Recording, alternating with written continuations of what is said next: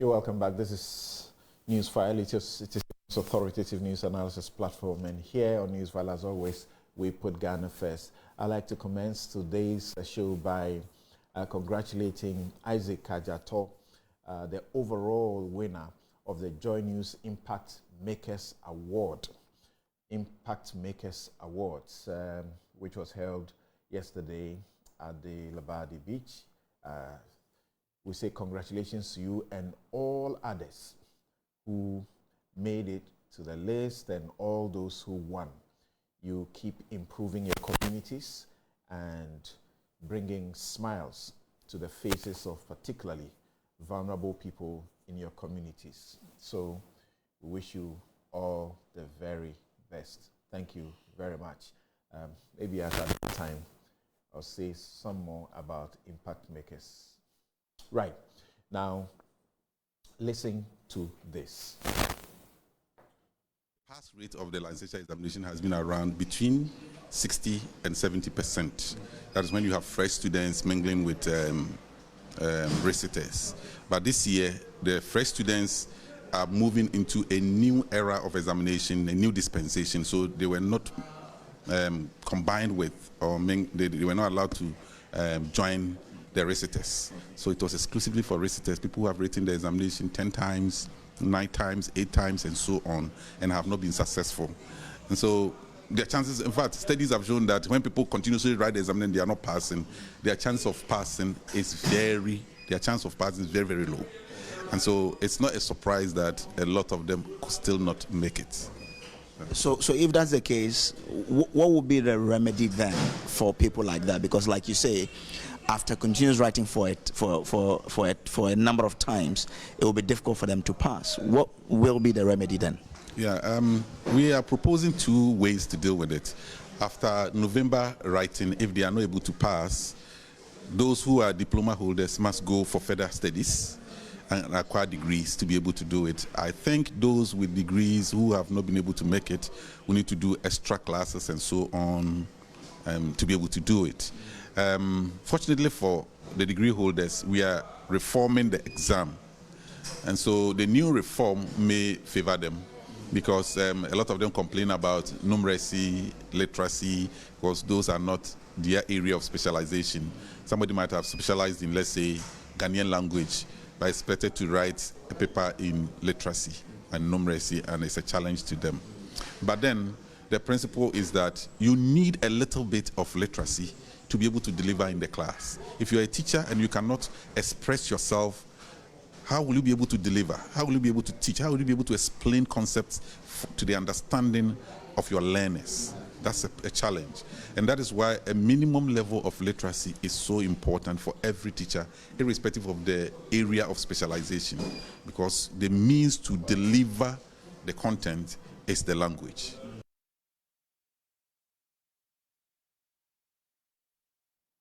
Right. So you just heard Dr. Christian Adepoku, the registrar of the National Teaching Council. He's right here in the studio. Good morning, sir. Thanks very much for making time to join us. Good morning, Samson, and greetings to our listeners. Great. We also have joining this discussion Peter Nochu Kote, who is the MP Assin North and Ranking Member, Education Committee of Parliament. Professor Ransford Jampo, Professor of Political Science, University of Ghana, and Professor Nicholas Insoa Nyema, who is President, Dominion University College. Gentlemen, good morning to all of you and welcome to Newsfile. Thank you very much. Great. So, you have been very disturbed. I'm talking about you watching and listening now.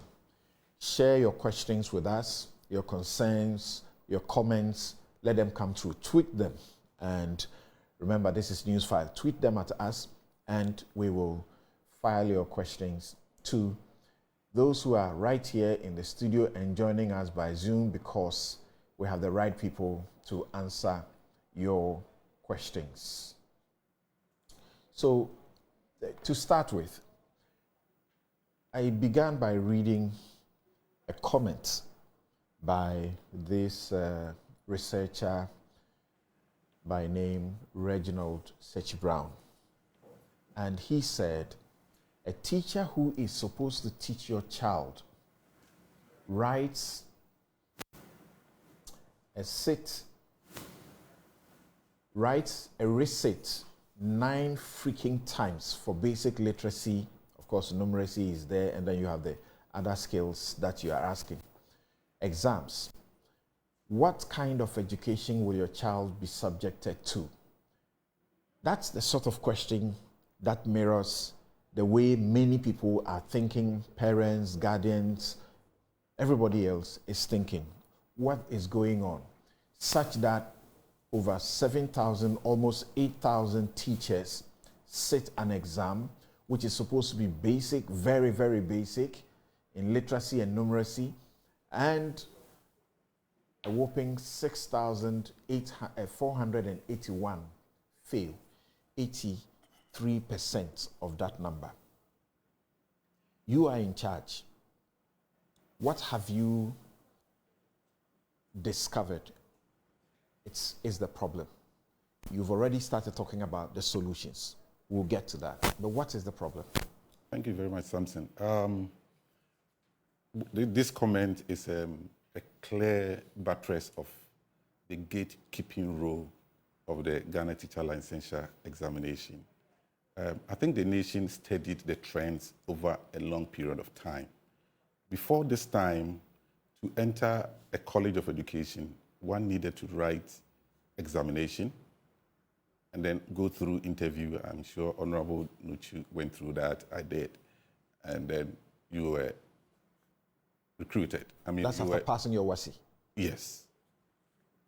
But at a point in time, the process was reversed. Now, we set a minimum qualification as set by Ghana Teacher Education Commission, and that is the minimum grade of WASI at grade 36. And that is all you need to enter a teacher education institution, whether it's a college of education or a university. And then you go through the training. The minimum grade the university stake is what? 36. Universities? Yes. To enter a university? To enter a university is 36. That is, you should have 6, average of 6 in 6 subjects. 3 compulsory subjects, which English, Maths, Integrated Science, or Social Studies, and then your other 3. So there's exactly no difference in the entry level grade for those who want to go to university and those who want to go to teacher training college? Exactly. Okay. The difference here is that universities have cutoff points for specific programs. Right. If you go to nursing, I think currently nursing, if you have even a grade 16 and beyond, you won't get a chance to read nursing. So there's a cutoff point. Even though 36 qualifies you, nobody will admit you to do nursing at 36. That is the challenge we face at our end, one of the challenges we face. Then, beyond that, if and for most of the courses in the university, the cutoff, even for the humanities, will be what? 18, 24. 24. Right. So is there a cutoff point for the entry to the training colleges as well? Presently, no. There is not. There's no. So 36 and you are fine? You're fine. Okay. So whichever, from 7 or 6 to 36, whichever is still workable. Okay. And there are no screening, gatekeeping screening for you. So it's just open, the institutions take you. But that is not even the point, because the colleges of education still are a bit rigorous about how they select. But when it comes to distance training, that is where the real issue is. Distance and sandwich programs are the biggest issues for us. If you look at NTC data over the time, at any point in time, you see average of between 50 and 65% of the people who fail are through distance. Through distance and a sandwich mode, and to some extent online. Regular candidates tend to do better in the exam. So the challenges are many, but for me, I always say that to some extent we can say that the candidates are victims, because institutions that are supposed to train them are supposed to bring them out well refined and fit for the purpose. Because you have admitted people not just for any program, but for a professional program. And so before you churn them out of the institution, they should be capable of fitting well into that profession. A profession that uses language to really train people's affective skills, psychomotor, and other skills, cognitive skills, and so on. If that person is not well adept in the knowledge, in the skills that the person is supposed to use in delivering, then we have a huge challenge. And that is why these basic things that people are not able to do is a problem. Something, it didn't start yesterday. From 2018, when licensure examinations started, we started seeing these things. In fact, we have had occasions to bring stakeholders together. On many occasions, I've heard teacher unions talk that we should have stakeholder engagement and so on. It's fine, we are ready for it. But I can assure you that Angel, my brother, knows all these issues long ago. 4 years ago, he was aware of this. King Ali was aware of this 4 years ago. Musa was aware of this 4 years ago because we showed some of these. You are mentioning people and you are not telling us who they are. Oh, Angel Kabodo is the president of NAGRAT. King Ali is the president of CCT, and Musa is the general secretary of NAT. Beyond that, we have brought the universities together and made presentations to them. Some of these scripts that are in the system were not churned out by NTC. But what I can concede is that in most cases, when chief examiners finish their report, they attach some of these scripts as evidence of what is really prevailing. And they go through a lot of hands. Awards committee meetings, they have them. You have examination committee, and then you have the board. So it could have come from any of them who is so angry about what is happening. But the point is that it has always been there. And we have not sat down. We've been working behind the scenes, trying to find a way of dealing with this. That is why we are bringing a reform in the licensure examination. We have even approached, first the Ministry of Education, we have approached Parliament, trying to see how we can restructure or reform the entry requirements and so on to the colleges and so on. So we have a challenge. And I must also concede that even they go beyond the training institutions, sometimes we have to also look at the foundational level, right from the basic school to the senior high to the university. Because if the person is really good at the senior high and really deserved the WASI results that the person really used to enter college, then the person shouldn't have had a difficulty going through the licensure exam. So it also brings to question what actually prevails at the WASI level. And I must concede that there are so many things that happen, and I don't blame WAEC so much. Sometimes they even put WAEC personnel in danger. We have cartels around that the nation is not talking about. Some people set up private schools and they end up just cheating the system and getting people past examinations. And so when those people pass the examination, they really did not deserve the examination, the results they got. And if you don't create another sieve for them, a gatekeeping role somewhere to do a further check, then some people may slip in there who did not really qualify to be there. You say, are you making some excuse for these people? That these are people who have actually been resitting or may have been resitting for the first time, second time, third time, or I don't know to what extent. And yet, you make an excuse for them. You want to put the blame partly on their teachers before they entered, the teacher training colleges, on their teachers before they got they wrote the exams, the WASI. You're making an excuse for them. To some extent, because Samson, ordinarily, nobody is, excuse me to say, a stupid person. And so it depends on the strategy you use to train the person. And as they pass through all these hands, some diagnosis should have been made.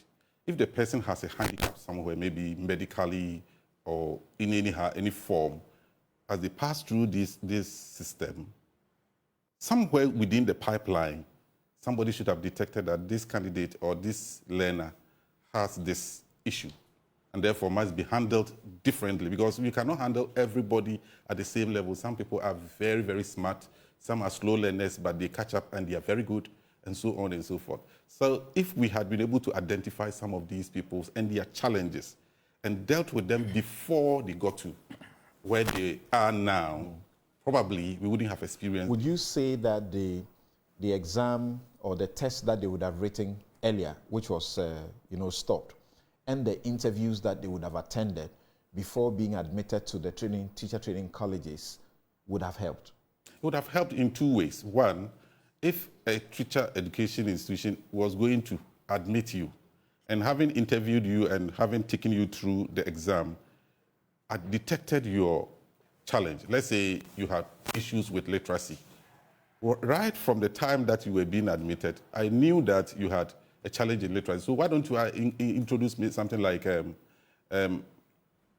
English language for, English as a second language for this candidate as an extra tuition while he or she goes through the training process.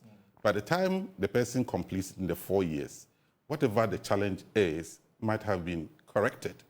That's one way. So the entrance exam would have been diagnostic in one way or the other for them, and the interview would have to. Secondly, it would have also meant that it stopped you from even entering in the first place. Do your remedies before you get a chance to enter. And when you enter, then it becomes seamless and smooth for you to complete. So these were some of the things that we thought we were bringing forth so that it will help the candidates to do better. Because forget about those in the colleges of education which government is sponsoring. There are people who have gone through this training 4 years. Their parents have paid fees for 4 years for them to complete, only to realize that these are the kind of products they will present to all of us. It's a worry. And the candidate having also spent all the time in the world for 4 years to go through this training, only to get to this point to realize that, no, I don't even fit for this purpose. It's also a worry. So right from the gate of the training institutions, we should diagnose their issues. We should either stop them from wasting their time or prescribe other measures that will support them while they go through the training, so that by the time they finish, they will be fit for purpose. Right. I'll come to Peter Nochu, the MP who is on the ranking member on the Education Committee of Parliament, to also glean what it is that they, at their level, have also discovered are some of the reasons we are seeing these results. But let me go to a teacher, Professor Ransford Jampo. Prof, the teachers are not doing their job well to a certain extent, admittedly, to bringing up these people who eventually end up in the training colleges and are unable to pass very basic exams. What do you say?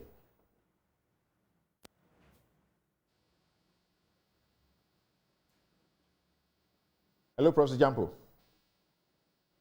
Okay. So Professor Nicholas Nsoa, you have also been a teacher, and you have been at the forefront of education in this country and education reforms. Do you agree to that suggestion that this could be part of the reasons we have this class of students who can't seem to do the most basic things expected of a student, not even of a teacher?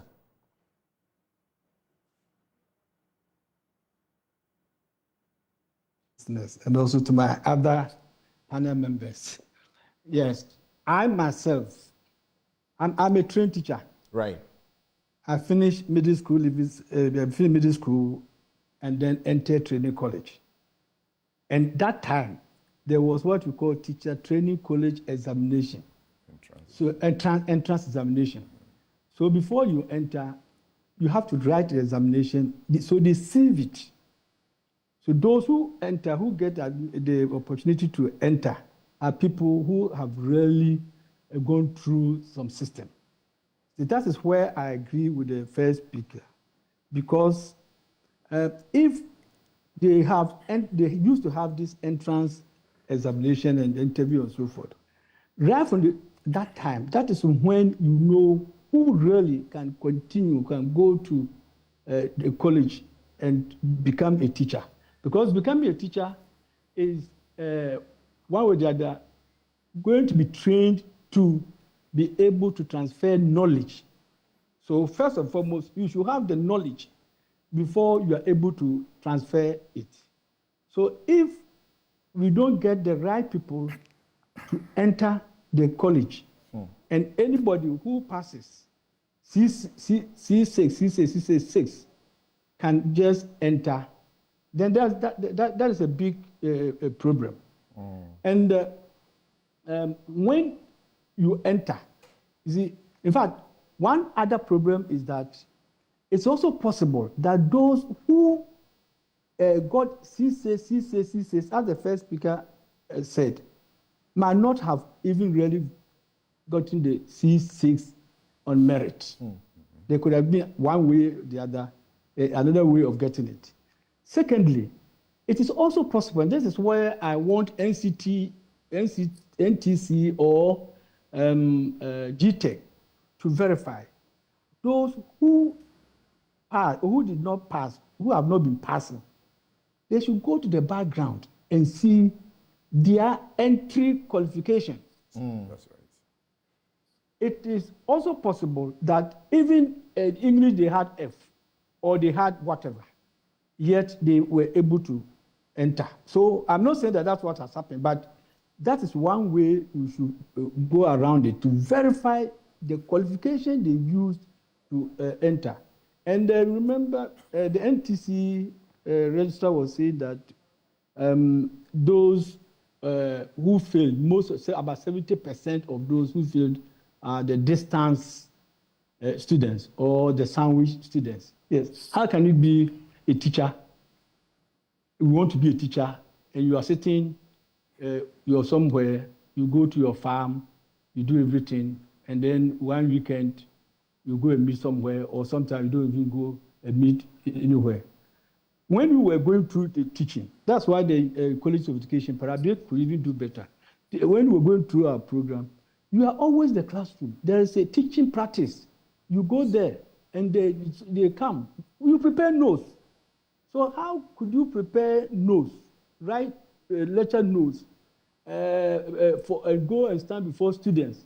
And when you are asked to write a letter, you are talking about Mr. Chairman, this and that.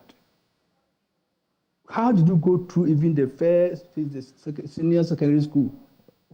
How did you get to enter? So for me, the most important thing, the issue I think I foresee is the people who enter the colleges or the go to do education. Nowadays, for instance, in my village, I knew I wanted to be a teacher right from the beginning because that's the only person I saw as I could emulate. Right.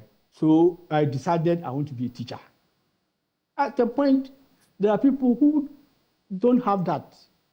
It is because they didn't get another this thing. There's no way out, this and that. Then they decided that, let's pass through this route. And so my issue is, let us look at the entry qualification, go back. The NTC or GTEC should go back to the background of those who have passed or who didn't pass and verify the entry qualification. Again, you see, they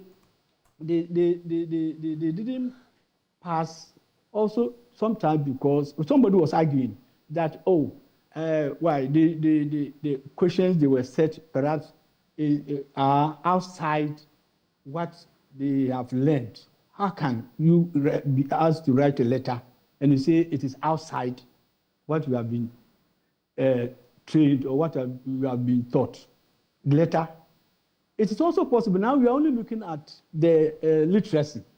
It's also possible that when you go to the numeracy, it could be worse. Yeah, that may be simple division. The teacher may not even know, or they're not a teacher. The one who wants to be a teacher may not even know how to do. Or simple mathematics or arithmetic, they may not even know how to do. So NTC should also disaggregate. I mean, not just put them as 50% or so, 82% didn't pass, only so and so pass. They should take the courses one after the other and see the deficiencies also there. And then the picture will be clearer to us that a lot of them are not, were not good enough to be a teacher. Of course, this has established it. Maybe when it comes to the solution, then I'll talk about other things. But I think that is for me, the main issue NTC or GTech should consider. Right. Thank you. So, Mr. Peter, what do you also find from your committee? You've been discussing these issues, and you have also been speaking about matters in the education sector for a while. You're writing just 3 papers: literacy, numeracy, and essential professional skills. It sounds unheard of that these mass numbers will fail such, small exam, so to speak. Yeah, thank you, Samson. Let me begin by thanking the registrar of the NTC for the cooperation that the committee has been having from him for some time now. Anytime we call him, there's an issue. He's readily available to meet us. He invites us to their programs, because anytime they come for budgetary session, we query them a lot. So he in particular invites us to some of their programs. This year, the exam in which we recorded this month. Adepoku has been in this education sector for a very long time. How many years now? For a very long time. 30 solid years. Yeah. Right. So we visited. I remember he was at the forefront of the NAGRAT. Yeah, some years back. He was president, vice president to president. So you know the problems, yes. So we visited Accra College of Education. That's my alma mater. We saw the conduct of the examination. And I can tell you that when we went round, I managed to look at the answers some of the candidates were providing to simple questions. I was surprised. I said, are these people going to teach our children? Then we are in trouble. Yes. Common spelling. My brother, it was just too bad. So we just observed it silently and went away. So when the results came up, I wasn't surprised at all. Now, you see, there are entry requirements to colleges of education as the registrar said. Yes, the minimum is 30. I think 36. That is C6 in all the C subjects. You are good to go. But when you go to where we have these distance programs, there is one entry requirement they call mature students. That is where the problem is. So you can get your E8 in English language all along. Then once you are 25 years, you qualify to do the program. And they are the problems, creating the problems in the service. You spoke about the distance and the sandwich program, yes. Those who came through yes. that. Yeah, so they are mature students, 25 years. But years ago, for you to be a mature student, I think it's about 35, 40. But they have brought it down to 25.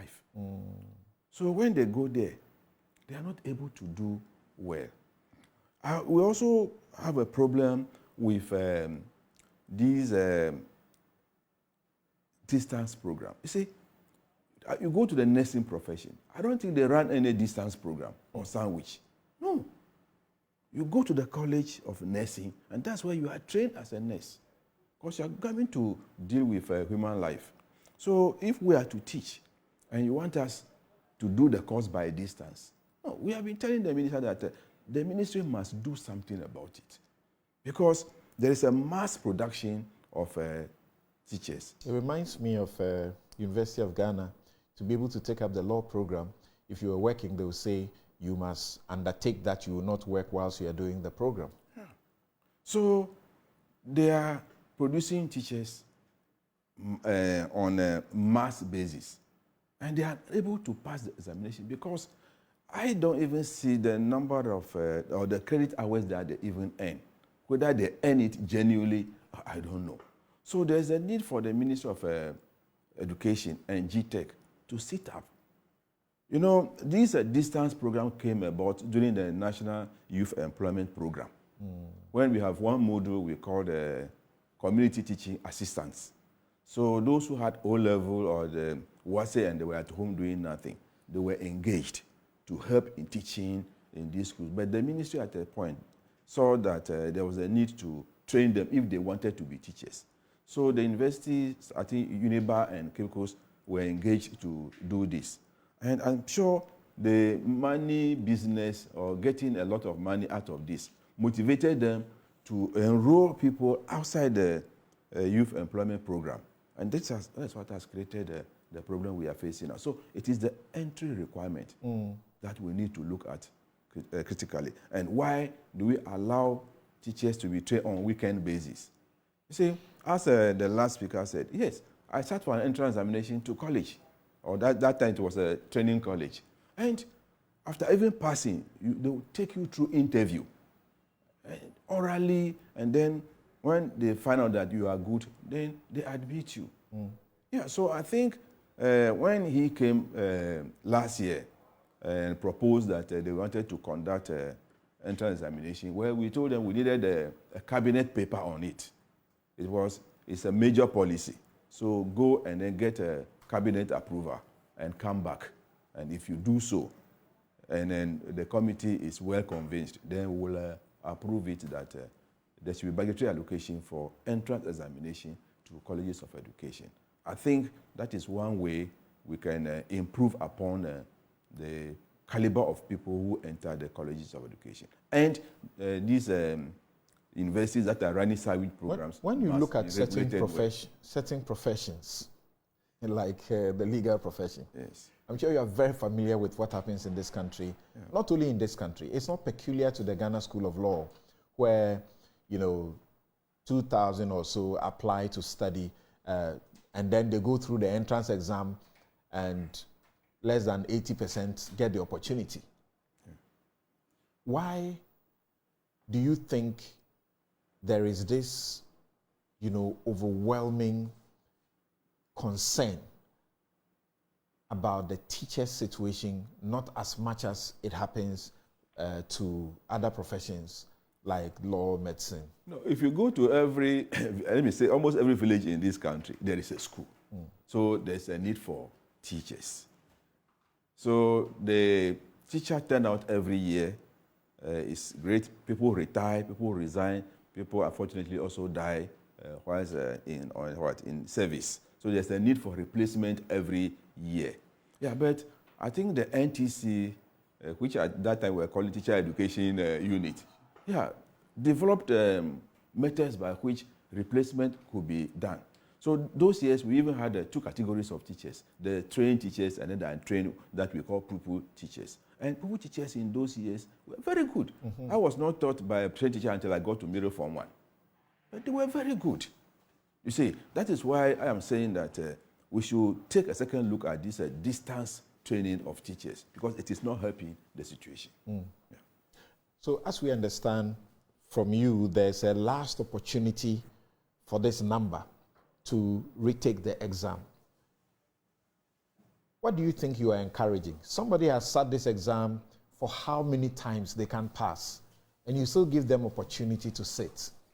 What do you think you are seeking to encourage here? Some say that's bad to start with, because you have seen that the quality assurance mechanisms for the entry level is the problem.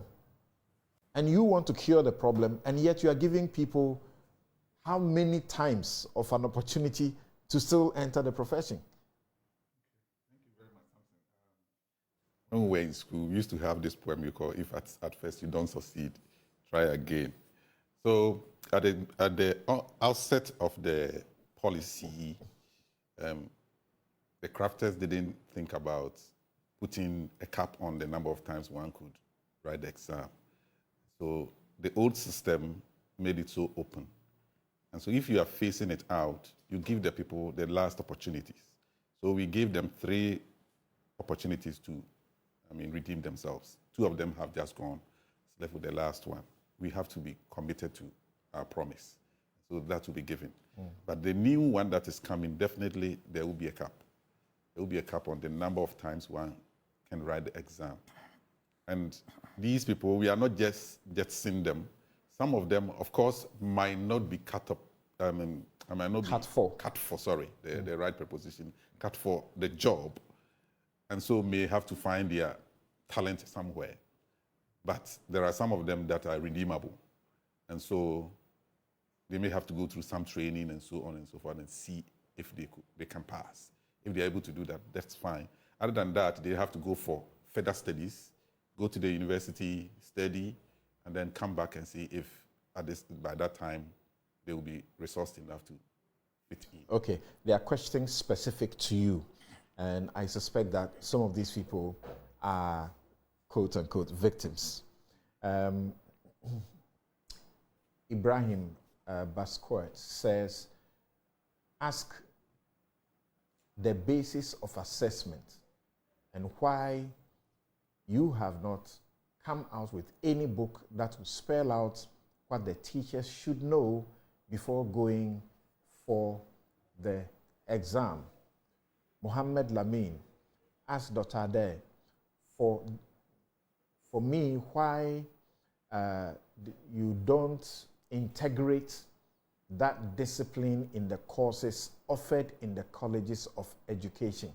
So if you want to take, there's one which is actually almost tied to Mohammed Lamin's question. Francis says, why is the exam not based on specialized areas, but rather generalized?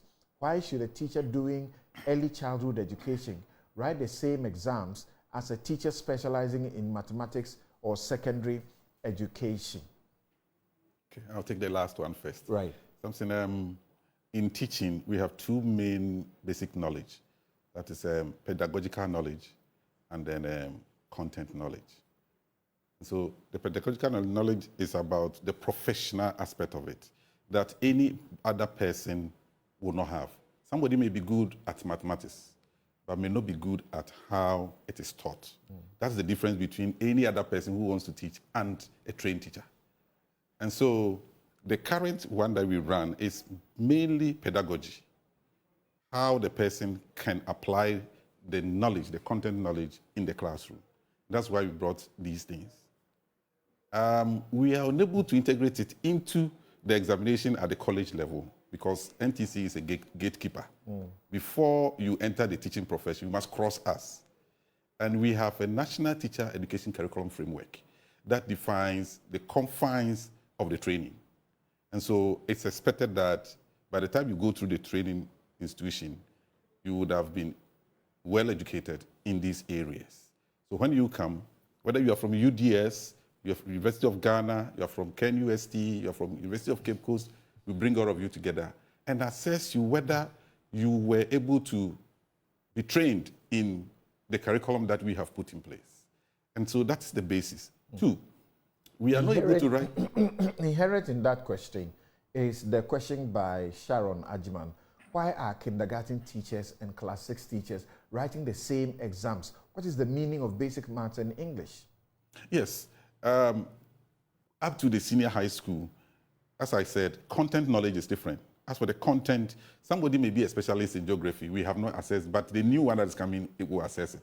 Okay. Hitherto, we were not assessing it. All we wanted to know is, if you get to the classroom, can you express yourself? Can you really communicate to the understanding of the learner? Can you apply basic numbers in filling your continuous assessment, in preparing your timetable, and so on and so forth? And can you apply the basic skills of pedagogy, classroom management, learning strategies, and so on? Basic for everybody. That's why we did it for all. Because whether you are in secondary school or you are in early childhood, you all need to communicate. Right. You all need to apply basic numbers in analysis. And then you all need some basic skills to handle learners. So we did a flat one. However, I acknowledge what she's saying. Over the years, we have had a lot of, the universities have come up critiquing this one, saying that, no, we need to do more. And so we are now shifting, not entirely from this one, but we are adding up. Correct. We are adding up. So we are now So the literacy, numeracy, but you do your specialized area. We are adding it to it. Because you cannot just go into the class without being literate enough or numerate enough. So we are adding the content knowledge, because just as literacy and numeracy are exposing us now, there's a likelihood that content knowledge, some people will be exposed. Professor Nsonwanyama, what do you say? Do you agree that the suggestion is almost like scrap the literacy and numeracy thing and just examine us in the areas that we teach? No, I don't. And it's also because, as the last speaker said, you need to communicate. So how do you communicate? You need to know some 1, 2, 3 calculations. How do that? And how can you say you are a trained teacher? When you go to, say, the basic school, the primary 1 up to 6 or so, in fact, we have a class teacher. You don't have a special teacher for each of the courses or the subjects. So when you are a class teacher, I don't know now, but at the time we were a class teacher, you teach all the courses, everything. But even if you are not supposed to teach all, you still have to be able, if you're a social science teacher, you should be able to read, understand, communicate to the students, or with the students.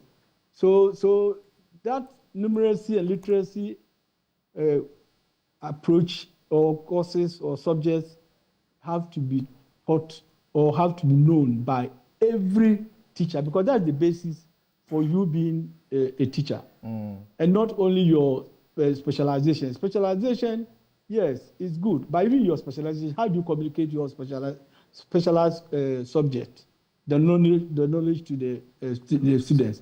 If you take, say, for instance, you are teaching economics or even geography, whatever, there are some calculations there. So you should be able to also express yourself in those numbers and so forth. So those are the basic, the 2 courses or subjects are basic for every teacher. And that cannot be compromised. Right. Professor Jampo joins us now. Prof, do you share the view that the examiners should simply examine these people in their areas of expertise rather than add numeracy and literacy?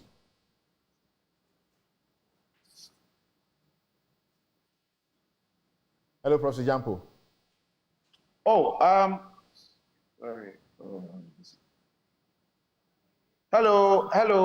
Yes. Yes, can you hear me? Yes, I can hear you. Right. The exam is a quality assurance mechanism to assure us that we have the best, or at least the people that are going to teach our children are competent. What do you make of the results that have come out from those who have done the research?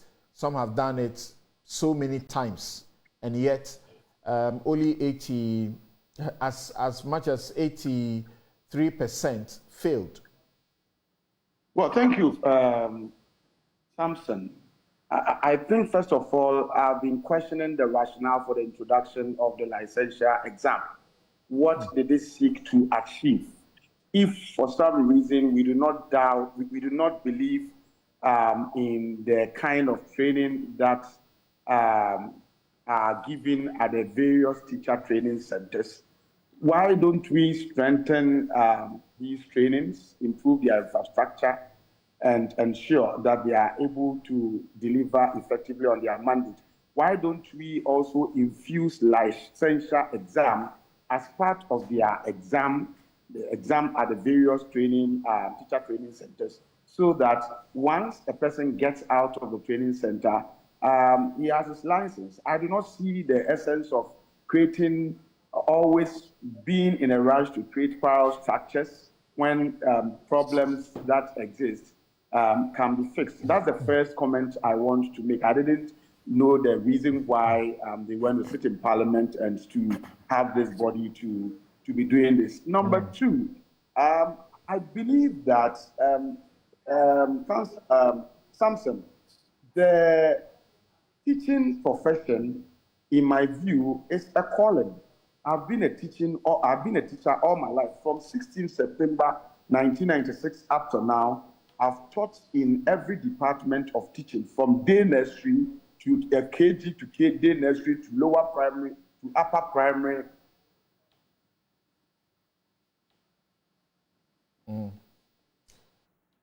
Okay. Okay, so Professor Jampo's line is breaking. But to his very first point about why he doesn't understand why this was introduced in the first place, we need to understand why he doesn't think it should be there. And there's someone, Mark, sending us a message from the US, and he's just going to check what someone needs to qualify to teach in kindergarten in New York State. And the results he gets is that you need a bachelor's degree. So you need to possess a bachelor's degree. You must have completed some early childhood education coursework or have significant experience working in early childhood education with children under 6. And you must commit to obtain a New York State early childhood teacher certification within 3 years of your employment. Yes, Professor Jampo.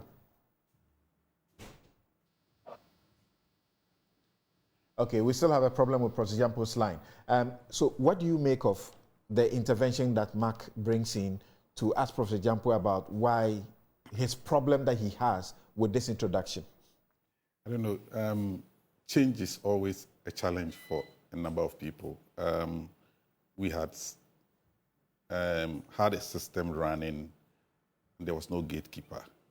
But since the gatekeeper came, results that are coming are Professor Jampo's answers. Because it is clear that if we had allowed the system to run the way he is talking about, all these people who have not had the chance to enter our schools would have just gone in. And that is the reason that we foresaw that with the explosion of distance learning, with the decentralization of teacher education, you know, hitherto it was only University of Cape Coast and to some extent University of Education, Winneba, and then the colleges of education. Now KNUST runs education. University of Ghana runs education. UDS, Valley View, Catholic University, Presbyterian University, a number, Jackson College, so many. And so if all of them are sticking to a particular curriculum, when they are done, there must be somebody there, like all secondary schools running a NACA curriculum. When they finish, there is a WAEC there to test you whether you really implemented the curriculum the way it's supposed to be implemented. So have you checked to tell us where these quote-unquote bad students are coming from? Who is churning them out? Which of the institutions? Oh, we even have institutional, if you call it a league table. We drill it down. We know where they are coming from. Almost every institution has some failures. But if you rank them, it's there. We have not been able to bring it out, but it is there. So you must be doing something to those institutions. Absolutely. Like the Ghana School of Law, there is a body in charge of legal education. So they get up and they say, we have blacklisted, this is your institution. It's not up to scratch. You don't have the requisite libraries. The faculty is not sufficient enough. So they have, for example, taking some schools out. You can't teach students law to come to, sit the exams for the practical. Yes, Education Regulatory Bodies Act, which Honorable and his team passed for us in 2020, empowers National Teaching Council to do accreditation of both teacher education curriculum and then teacher education institutions. So while GTEC is doing it for general accreditation, we are supposed to do it for professional. And it was 2020 that was passed. We are still working on the framework to start accrediting them. And when the accreditation starts, is there and then that we can write to you and say that the trajectory of the failures in your institution tells us that you do not fit to continue. All right. Professor Jampo, you were making your second point when one of our viewers, listeners, brought in an intervention about your first point, that if you want the best, this is the way you must do. So he wants us to take an example from a kindergarten teacher, what you need as a qualification to teach at kindergarten level in the New York State. Well, thanks to him. You know, like I said, I was only questioning the rationale for doing that, and if there is good justification for that.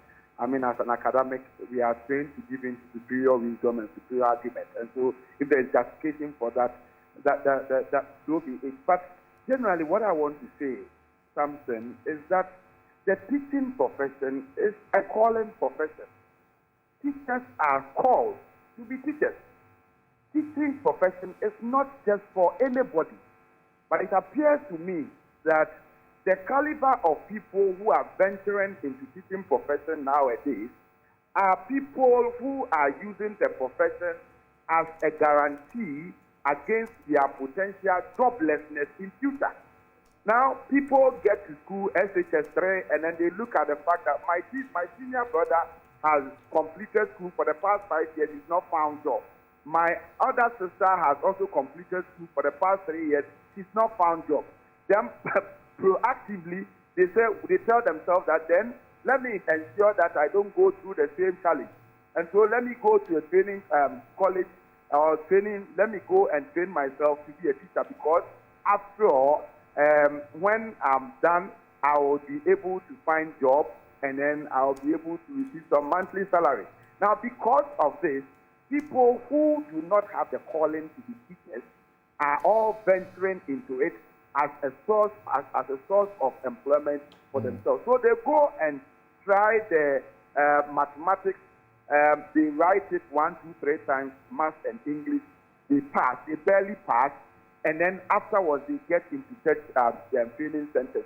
If you have such people at those training centers, then when they are confronted with licensure exam, they will see the kind of responses or results that we've had. That is so embarrassing. The other point that will have to be made is that the quality of training and teaching at these training centers also must be interrogated and questioned. Many of these institutions train these prospective teachers via distance, and we know the challenges that distance learning face in our part of the world. Distance learning students are treated like second-class students, and the infrastructure is simply not there. And even when they have to meet their instructors once in a while, the numbers of students that the instructor would have to be engaging are such that no meaningful knowledge impartation can be given. And so why not? If you go through this and you are confronted with licensure exam, you would have difficulty. When we were students, we spent all our time studying and we focused on it. Nowadays, you have people doing all manner of things. In addition, they tell you that we are also distant learning students, and then the infrastructure isn't there. Teachers are contending with numbers. The books are not there, and so many challenges. And so, if you subject them through some of these difficulties, and then you want another body that may be not unempathetic to the challenges that they may have gone through, ask them to conduct exams, then you are likely to confront some of these challenges. The other point that I want to make, I don't know whether it's controversial, but I will still make it anyway, is the fact that, Samson, don't forget that we ourselves, we elected to tell the IMF that we would impose some public sector recruitment fees on ourselves. Now, if we did that, it means that we'll be, the system itself will not be comfortable in absorbing the over 7,000 students who went to write the licensure exam. And so we must also, I know the respected Christian Adaifoku is in your studio, and then he may want to rebut this, but I want to also put as one of the possible explanatory variables as being the fact that the system itself is not ready to recruit more people. So plainly, in plain language, what you are saying is that because we don't have the resources to engage more teachers, we have deliberately ensured this mass failure. I've given several reasons. I said this one is also part of the could also be part of the explanatory variable, that the system itself is not even ready to recruit more people. And so we must also factor that into the equation. And then I want to make the point that I was also disappointed when I saw the scripts of the students that were displayed publicly for Ghanaians to see. I've been told that it was not an official release from those who conducted the licensure exam. But I'm wondering the kind of system that they operate that will allow intruders to get into their system to openly to bring out scripts that have been graded and then be openly showcased to embarrass prospective students. I think it is something that is not professional. It is something that is not acceptable. As a teacher in a university, if you conduct an exam and a student fails, I am not supposed to be showing the student the script. If the student doesn't agree with the grade that they have been given, the student is at liberty to go for it, apply for remarking, and there are processes. And so the bit about also showcasing or showing publicly the scripts that have been marked to make a case in support of the failure of the teachers. But to that your point, which you said you didn't know whether it would be controversial. Some will say you shouldn't think about that in the first place. That it's wrong to contemplate such a thing, that the state will deliberately orchestrate the exam in such a way to fail those who are sitting for it, so that, you know, it will help its cause because it doesn't have money to hire more teachers? Samson, don't make it a big deal. Ghana, do we really have a state? Are we not being operated by politicians? Is the state not being operated by politicians? You see, were we not here that we spent huge sums of money to go and procure past questions, and we did all those things? So please, let us not say the state as if the state is some entity that the state itself is operated by human beings. And human beings are the ones who went to write this IMF deal, or who proposed or elected that, look, we may not be able to, we wouldn't want to, or we want to impose a certain public sector recruitment fees on ourselves. You are a teacher yourself. How is such a thing, a scheme, possible under your watch as a teacher? Well, how is such a thing possible under my watch as a teacher? Yes. You see, to the extent that, you see, there is a deliberate effort to justify the failure. Okay, Samson, don't get me wrong. I have not used this as the only explanatory variable. I'm saying that it's an explanatory variable. It is the only controversial point. You noted that before you made it. Well, but I'm saying it is not the only variable. I said it's a possible explanatory variable. And I'm saying that what makes me even inch closer to that variable is the hate in which scripts have been thrown out there to justify or to support the mass failure or to make a case that. All right. Let me have Professor Nsuaniama. What do you think? Is what he's saying unthinkable? Honestly, I don't want to support that. And that is because, when the questions are set, it's not one person marking. These are different people with a marking scheme who go through the marking and then bring out the results. So for me, as a trained teacher, as a university lecturer, and so forth, I cannot see how I cannot think of how somebody will intentionally do things to be able to get students to fail, to make a point. Honestly, I don't, but he has his own opinion. But in my opinion, I don't think that okay. should be possible. Now let's quickly outline some of your recommendations to overcome this this issue. It has become very clear, around this table that long distance and sandwich programs don't seem to give the students the best, and that this may largely account for what is happening.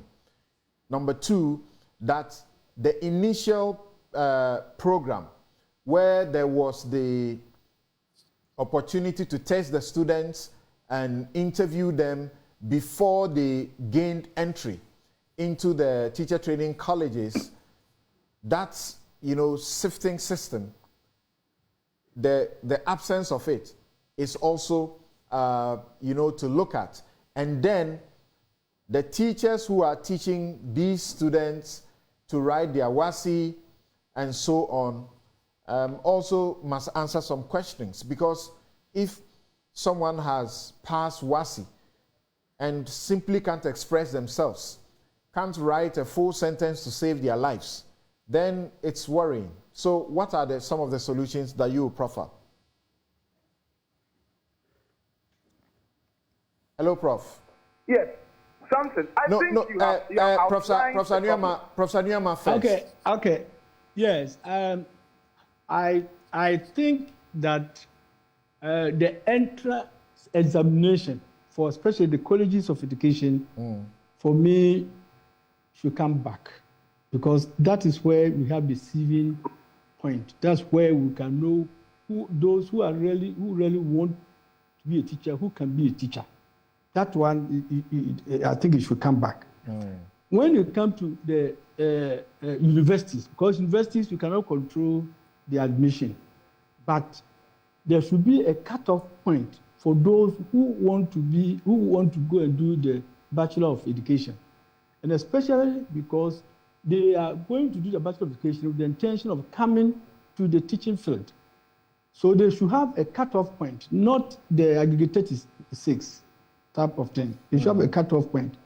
Thirdly, they should NCTE or the GTEC. The cutoff point that you are seeking, just like we find if you wanted to go and do some other courses in Legon or elsewhere, that you will encounter.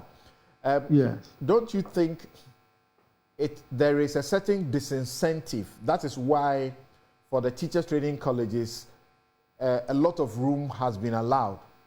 Else you are not going to get people, unlike your days, when people looked up to a teacher and admired a teacher, were inspired by a teacher and wanted to be a teacher. Today we celebrate money, quick money. It doesn't matter where it is coming from. So people are not looking up to a teacher and wanting to become a teacher. Don't you think if you put such stringent cutoff points, you are not going to have numbers in the teacher training colleges to be able to produce teachers to take care of our situation? No, first and foremost, every year, I think the colleges of education, they have a lot of students who don't get admission.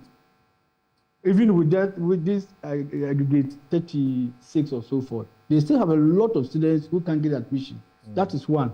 Two, what is the point of getting people to go in because we need them, but they don't really qualify. They can't qualify. Why do they have to go and spend all the time there? And then in the long run, they can't get into the field where they wanted to go to. Okay. And it's also because once you get there, in fact, our days, the examination, you take it 3 times. Mm-hmm. First, you don't. Second, the third one, that is it. You finish it. So what is the point? And I know people who could not do it, so they had to go find their way somewhere. So what is the point of getting the mass people to go in? Because we want more students or more teachers. And then in the long run, those who qualify to be teachers are very few. Meanwhile, money has been spent on them during that time. So if you are not ready to be a teacher, you don't pass there. So for the entry qualification, it should not be a wholesale that because I want to be a teacher, and as somebody said, because I cannot do this, so let me pass through the College of Education, or let me go through this so I can become a teacher, not because he wants to be a teacher.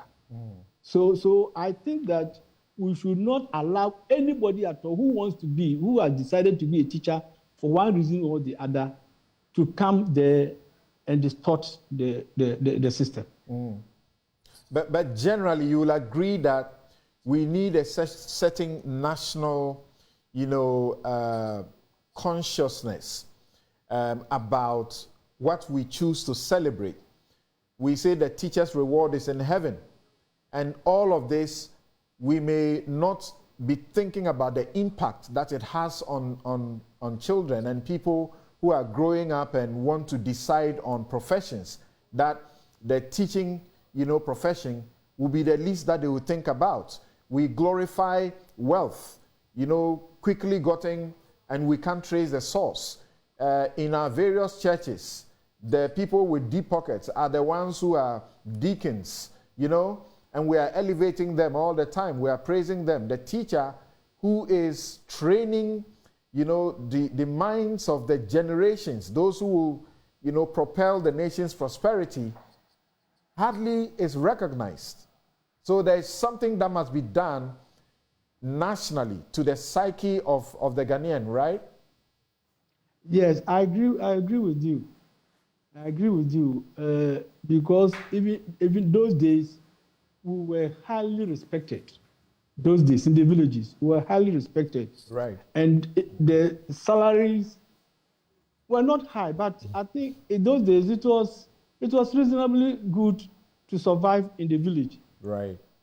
Yes. But now, if you get a graduate, a teacher, and perhaps you compare him to another graduate doing something else, you will see that the teacher is not paid very well. And so the idea that people, your reward is in heaven, now does not play any role at all. Right. So perhaps the ministry should think of a way of awarding teachers, perhaps not only maybe financially, but other incentives that they could create to make the profession very attractive. Right. And if it is attractive, people see it as attractive. We got attracted because those we saw in the villages were looking to us distant. They were, people you could emulate. Yeah. So if people now can see that, if you're a teacher, these are things that can happen to you, these are the benefits, these are this, I think you get a lot more people who would be interested in going to that field. So after sieving, you still get a lot of people who can still enter. So there should be a national policy to make the teaching field, the teaching profession a better place. Thank you very much, Professor Anso Anyama, for your time. Thank you very much indeed.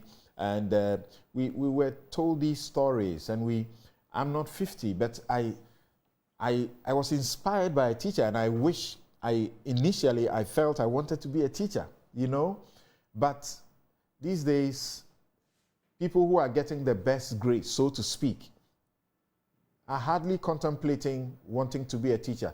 So, Prof. Jampo, what will be your list of recommendations to overcome this situation?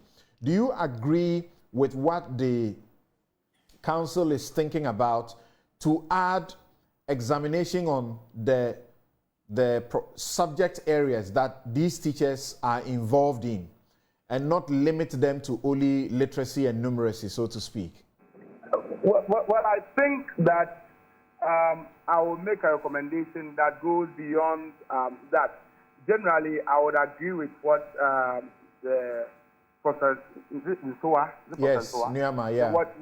Nyama has said, that can we put in place mechanisms to ensure that only those who have the calling to be in the teaching profession get into it? That, for me, is key. That's the major thing, the main thing that we must put in place to ensure that people would not just get in because they are looking for jobs, but people who would get into the teaching will be aware that, look, it may not be well paying, but it's a noble profession that you may want to get in. And even though people say your reward is in heaven, sometimes if you work hard, you receive your reward here. And so we should ensure that those who get into the profession of teaching are people who have the calling on them.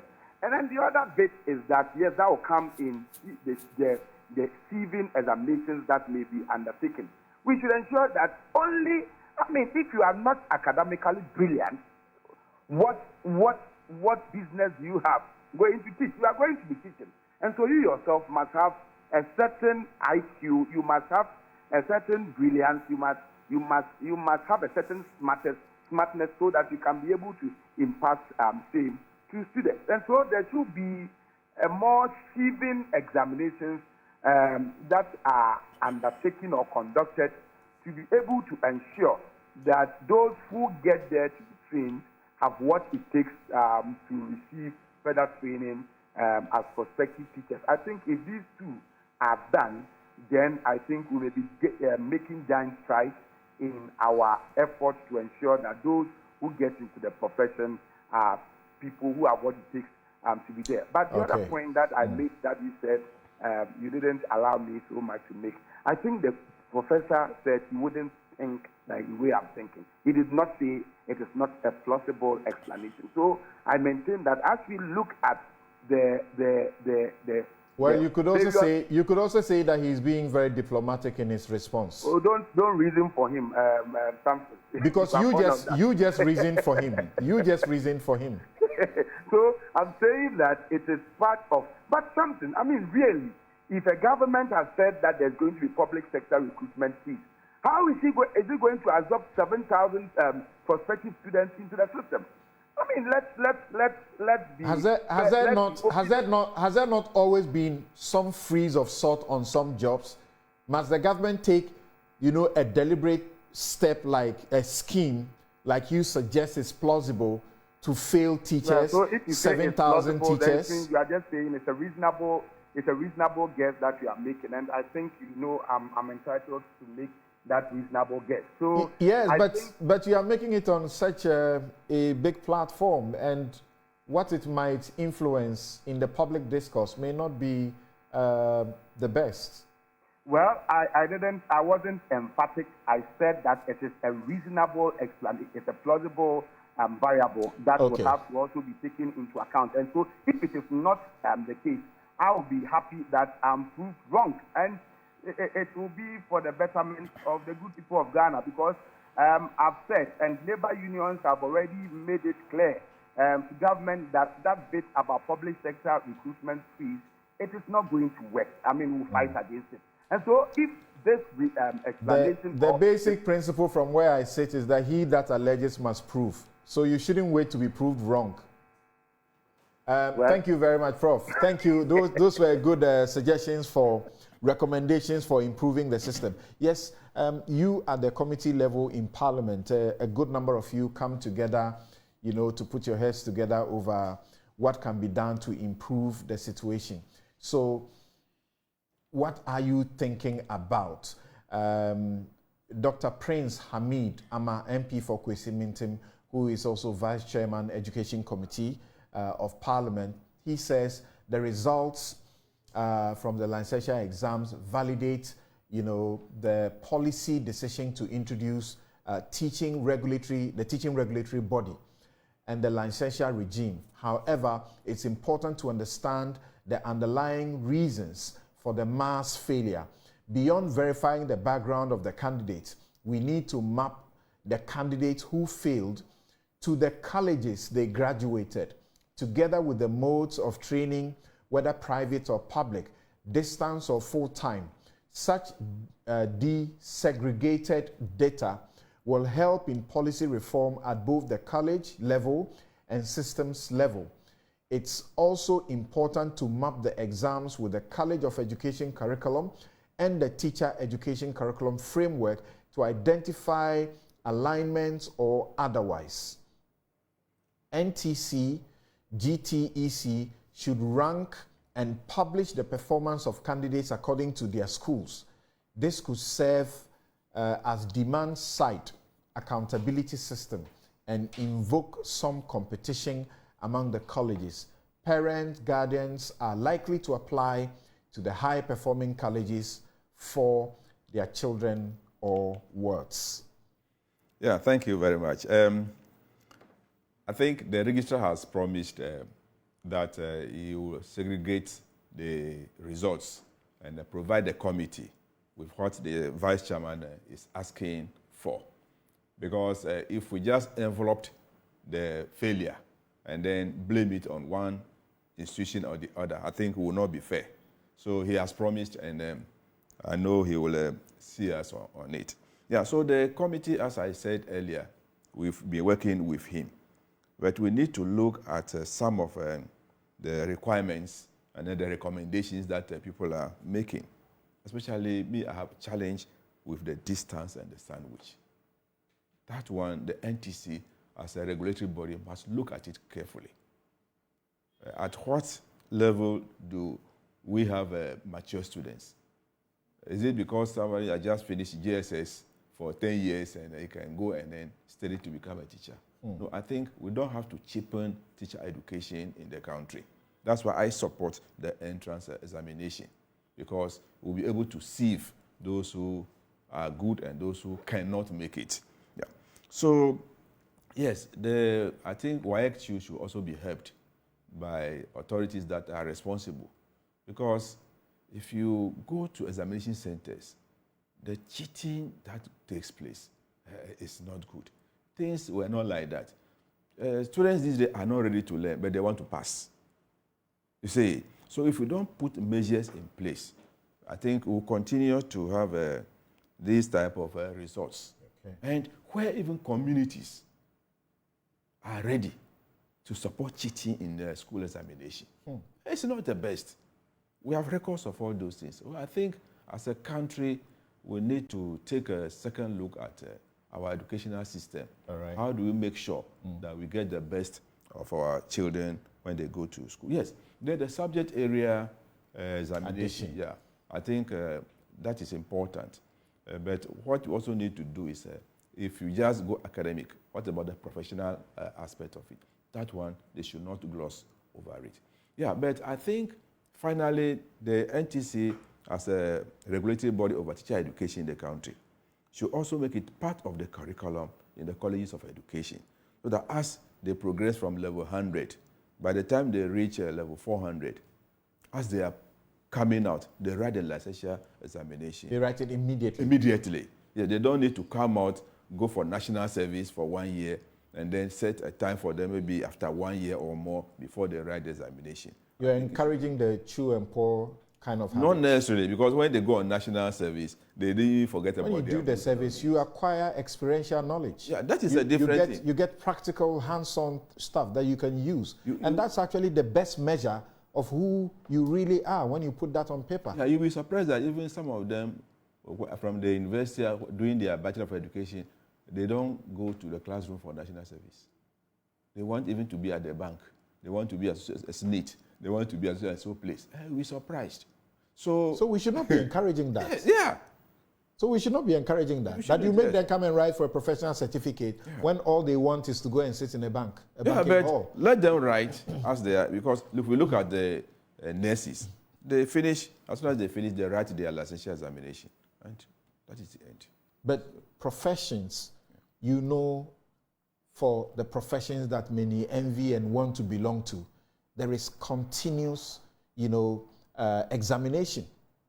Yeah, but that will add to prove that you are still up to scratch. Yeah, but after your licensure examination and you are employed, at least for your promotion, they have other programs that they run for them, which I think they use as credit hours. Then that can add up for your promotion. Okay. Yes. Yeah, that is what I will. Dr. Adepoku, there are people who are asking questions, including Fred Forsing, who is questioning bottom line. He has a number of questions, but the bottom line is that what is it that this exam will do for a student who has been professionally sort of certified by the UCC, gone for training as a teacher, and he's passed out as a teacher? What will 2 hours of exam add to that student? Okay, Samson, before I tackle that question, a little to what Honorable said, on the National Service bill,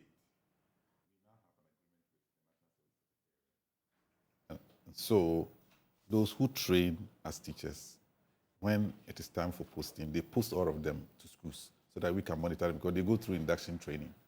And the reason we are not able to do the examination immediately they complete the university, one of the reasons is that when you complete, it takes time for them to compile the results for you to graduate.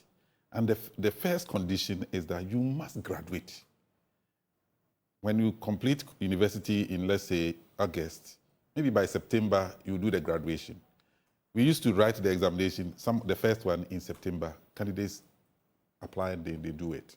But this particular year, 2022 batch, because of the reforms that we are embarking, DS have delayed for almost a year. That's acknowledged. Coming to the substantive question that the person asked, people have critiqued examination over years. That it's not the best measure of people's competence. But the unfortunate thing is that the world has not been able to find a substitute for examination. And so, yes, UCC might have trained you and given you a certificate. But if UCC has trained you and given you a certificate to go and teach, and you cannot write a simple letter of 200 words, that is the question that my brother should ask University of Cape Town. You are actually embarrassing that institution. I'm not doing embarrassing that. Your teachers. I'm not saying you. Yes. I'm saying the one who sat that exam. Yes. You're embarrassing your teachers. That's it. So the sentimental aspect must be taken out of the system and look at the problem critically. Coming to Professor Jampo's issue of IMF pinch of salt theory, I want to say that, honestly speaking, I've listened to him and he articulates very well. But on this particular one, being a teacher, I expected very little on this. Because you are a teacher, you know that with your professional competence and professional autonomy, you will not want to mark a student to fail when the student has actually passed an examination. And those who mark these scripts that I'm talking about are from the universities and colleges. So they are his colleague professors and doctors who are marking these licensure examination. They set the questions, the chief says, I don't set questions. I am just the moderator here, but the questions are set by professors and doctors like him. And when we finish, we calibrate the results and release. So for him to question the results in that way, and in fact, there is a trend. There's a trend every year. In fact, my minister asked me to do a 3-year analysis for him. And cumulatively, we have about 36% of the candidates failing for the past 3 years. And there are many factors that are contributing to this. We don't have the time. I would have opened up and give you a lot of reasons. Hitherto, people were passing very well 2018, 2019, 2020, because we were not serializing the questions. And essential professional skills, for instance, is purely multiple choice. So if an invigilator looks away and allows candidates to teach in the examination hall, what was happening is that somebody would just go and answer all the questions, come and stand there and say number 1, A, B, C, and everybody will pass. So in 2020, we introduced something we call serialization of the questions. I'm telling you something, that year, we had 76% failure. And then the Minister of Education said, no, if you have had this, candidates are complaining about reading materials and other things, so can we do something?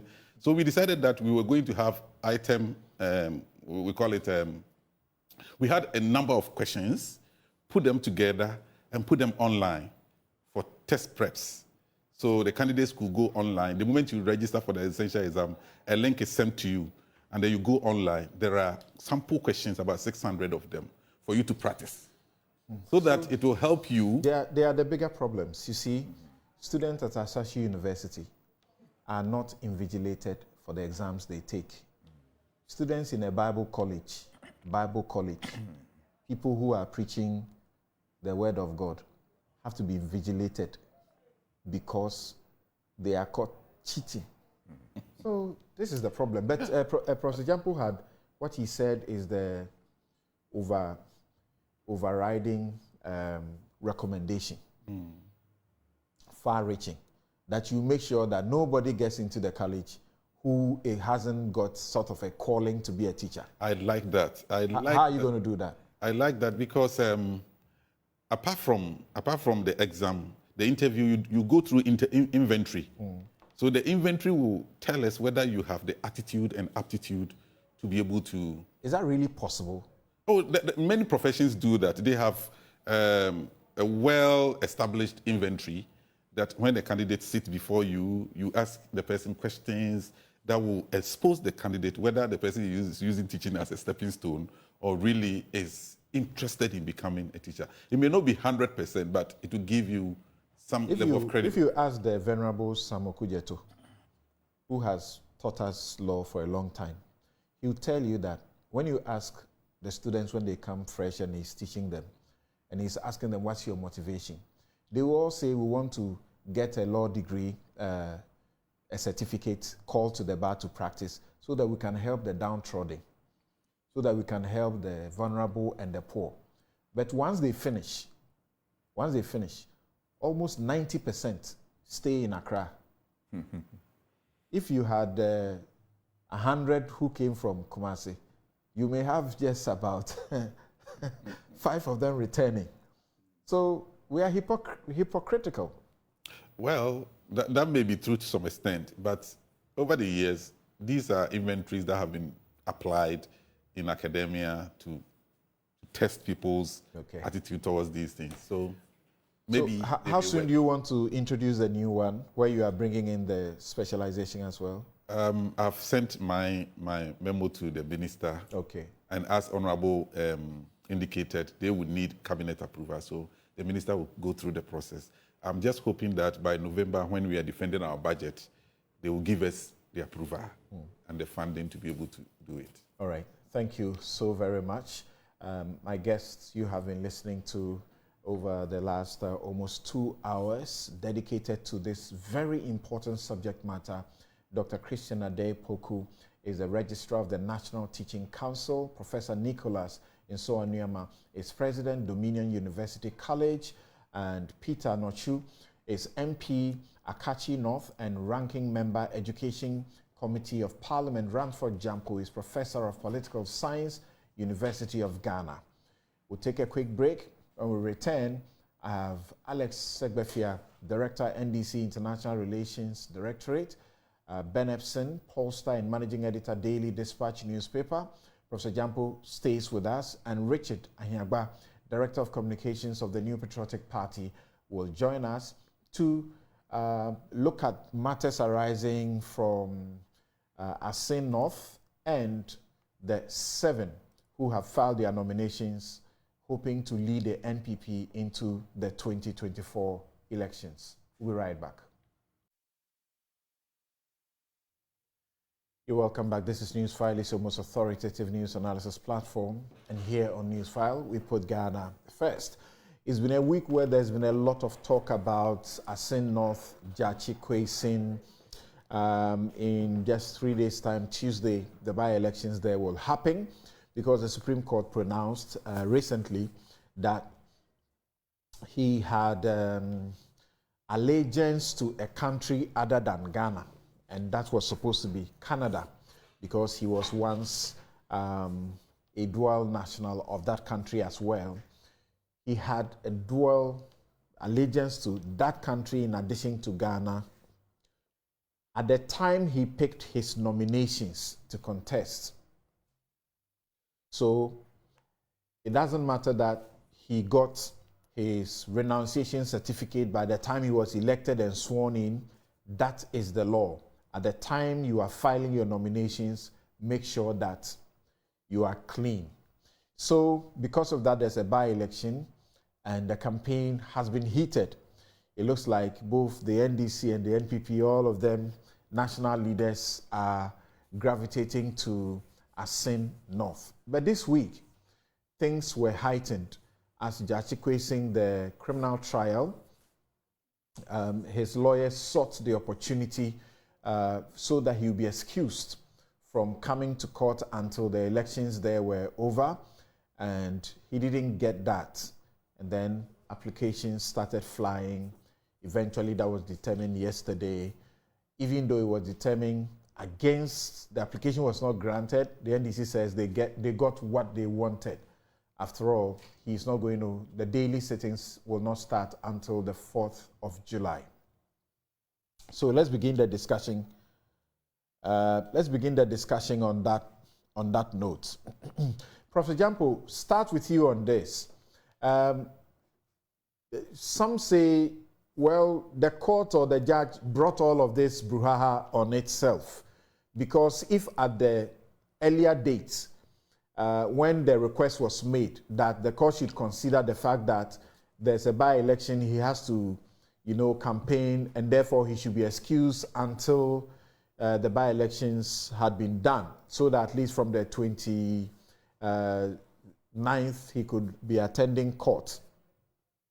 If the court had agreed at that time, all these brouhaha would not have come up with accusations that, the judiciary was sort of in cahoots with government to deny him the opportunity of campaigning and all of this. What do you say? Well, thank you. That was my view initially when I heard that Judge Ikwesing's case was going to be heard on a daily basis, and that even if he's supposed to be campaigning, he will be asked to be part of the court process because the case is criminal. I thought it was quite,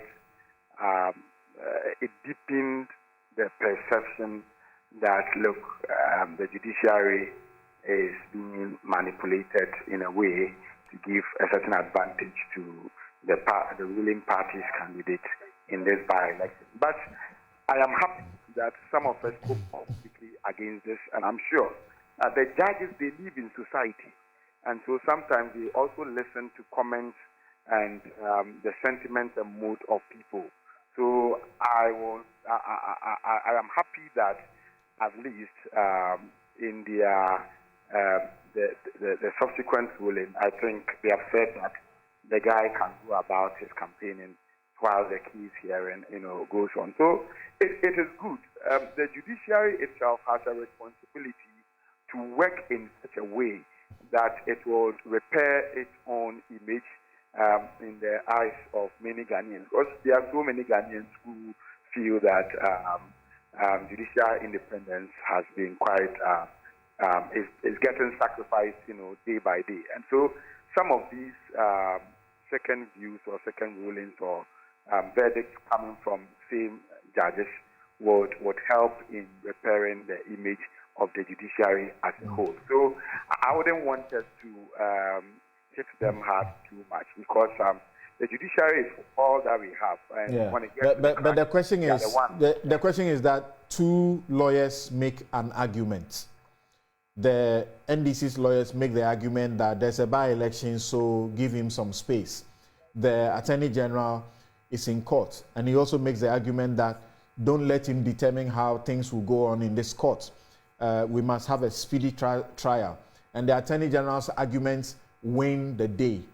Why should that be stretched to these claims that it is the judiciary that is sort of working with the government well, to I frustrate think someone?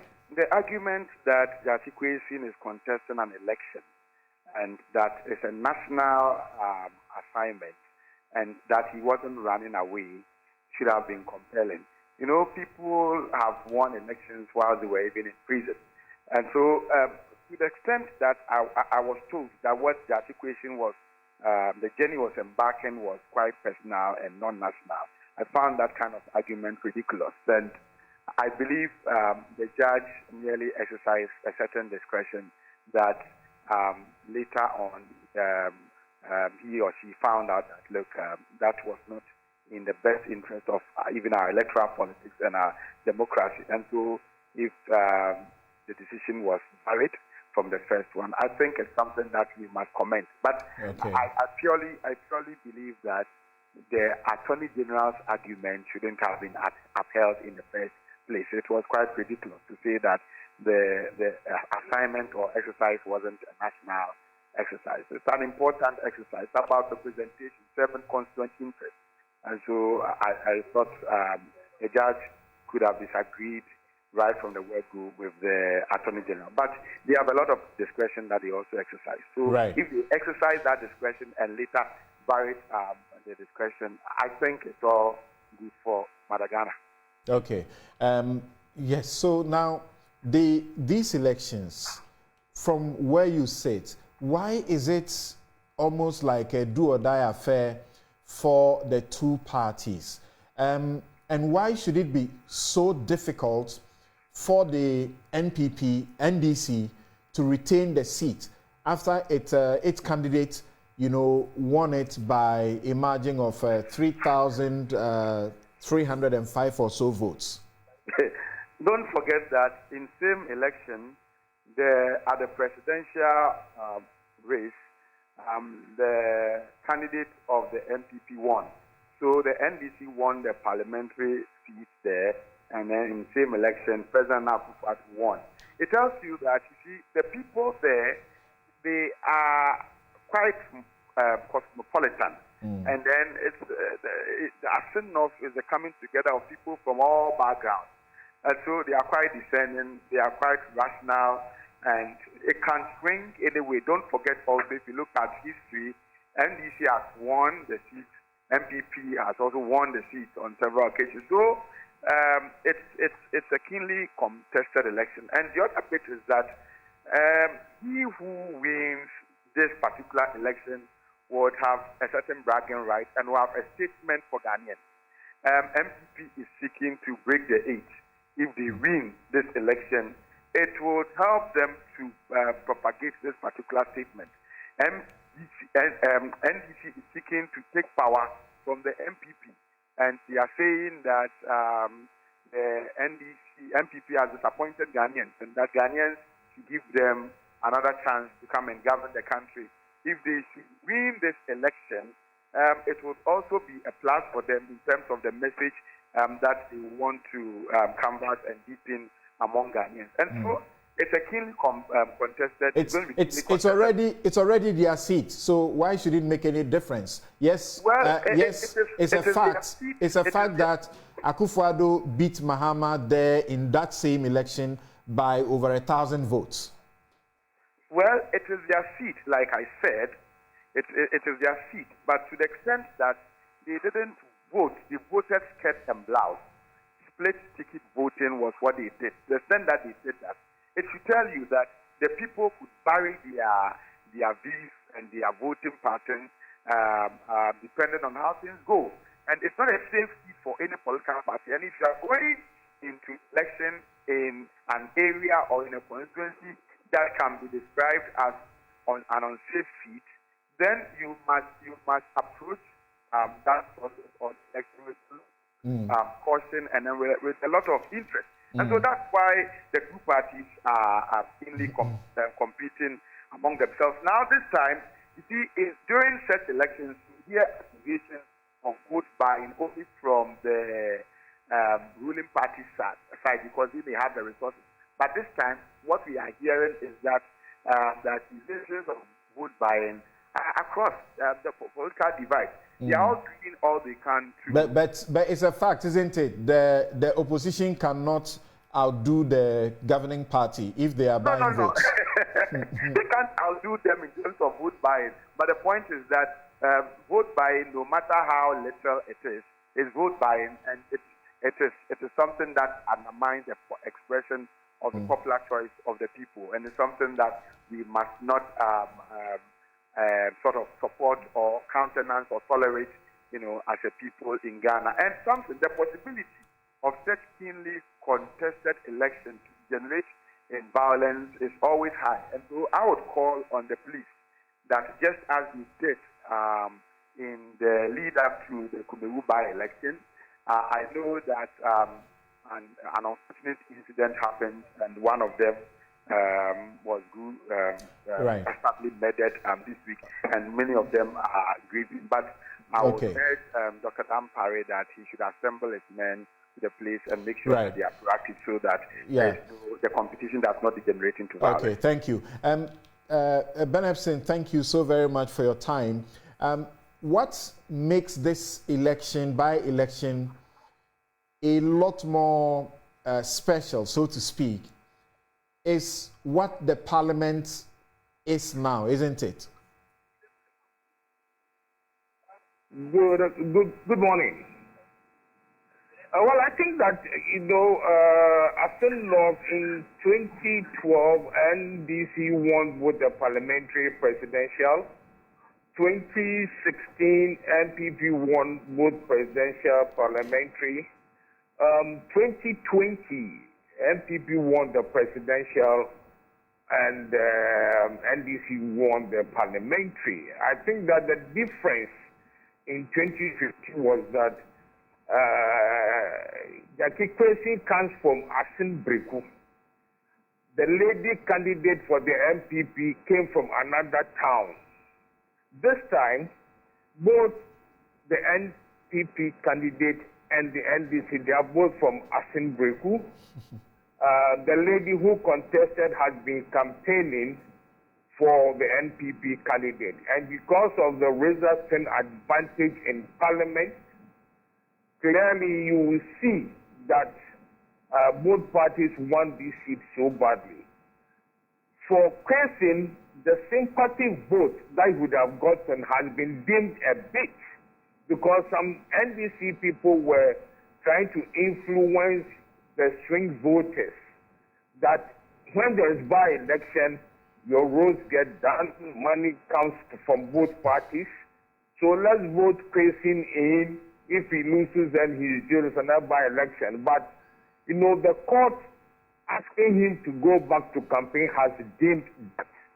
Now, for the NPP candidate, the little investigations I've done about him, it seems that he had been preparing himself something for politics. For the past few years, he's had an NGO who helps children with exercise books, does help the disadvantaged, and so on. So that places him with an advantage. And if something were to gamble with your last 100 CDs, I think that it's too close to call, but I would advise you to put your money on the NPP candidate. Really? Yes. That's a Herculean task. Over 3,000 votes. Oh, that's not too much. You see, the lady who contested is not for Assin Breku. Assin Breku is the biggest settlement within Assin North. He came from, person was from Assin Breku, and the lady was from another area. And the lady had issues with some of the NPP people in Assin Breku. That is why the lady who had won and contested earlier, that is why this time she was asked to stay aside. So both candidates coming from Assin Breku and the lady popular in another town campaigning for him. Now, the MPP candidate, as I told you, have been doing a lot of philanthropic work within Assin North. Yeah. The question I asked you earlier was that, is it not because of how Parliament is shaped now, as far as the numbers are concerned, that both parties appear to see this almost like a national election. That is true, but it gives you an impetus. And John Mahama seems to have given it an extra edge by saying that the Assin North elections is a determinant of the performance of the NPP government. So if the NPP win, they will say John Mahama has, by his own admission, confirmed that the NPP is doing well. If the NDC wins, they're going to say, well, Assin North is a swing constituency, and by the results, it shows that you've not been doing well. So apart from the razor-thin advantage, something in Parliament, I think that it gives most parties a bargaining chip. Yes, but you have been watching politics for a long time. How much influence, do by-elections have on national elections? Oh, it's more propaganda value. It's more something of propaganda value, in terms of what people will think, what people will say. I must say something that with 17 months to voting, it's going to be anybody's game. But this one is going to be basically the advantage in Parliament and bragging rights towards 2024. All right. So hold it on for me there, and let me come to Alex and Ahaba, Richard. So, Alex, yes, as we understand, your national leaders are trooping in there. Just about 2 days ago, is it Haruna Idrisu and some others? We understand, and we saw them in videos where they were doing, these days, what do you guys call that campaign again? You do... Door-to-door? Not really, it's a door-to-door, but you call it something else. Yes. So, why do you find it that a seat that you hold within an excess of 3,000 votes, you must do so much to hold it? First and foremost, good morning to your viewers and my colleagues on via Zoom and yourself.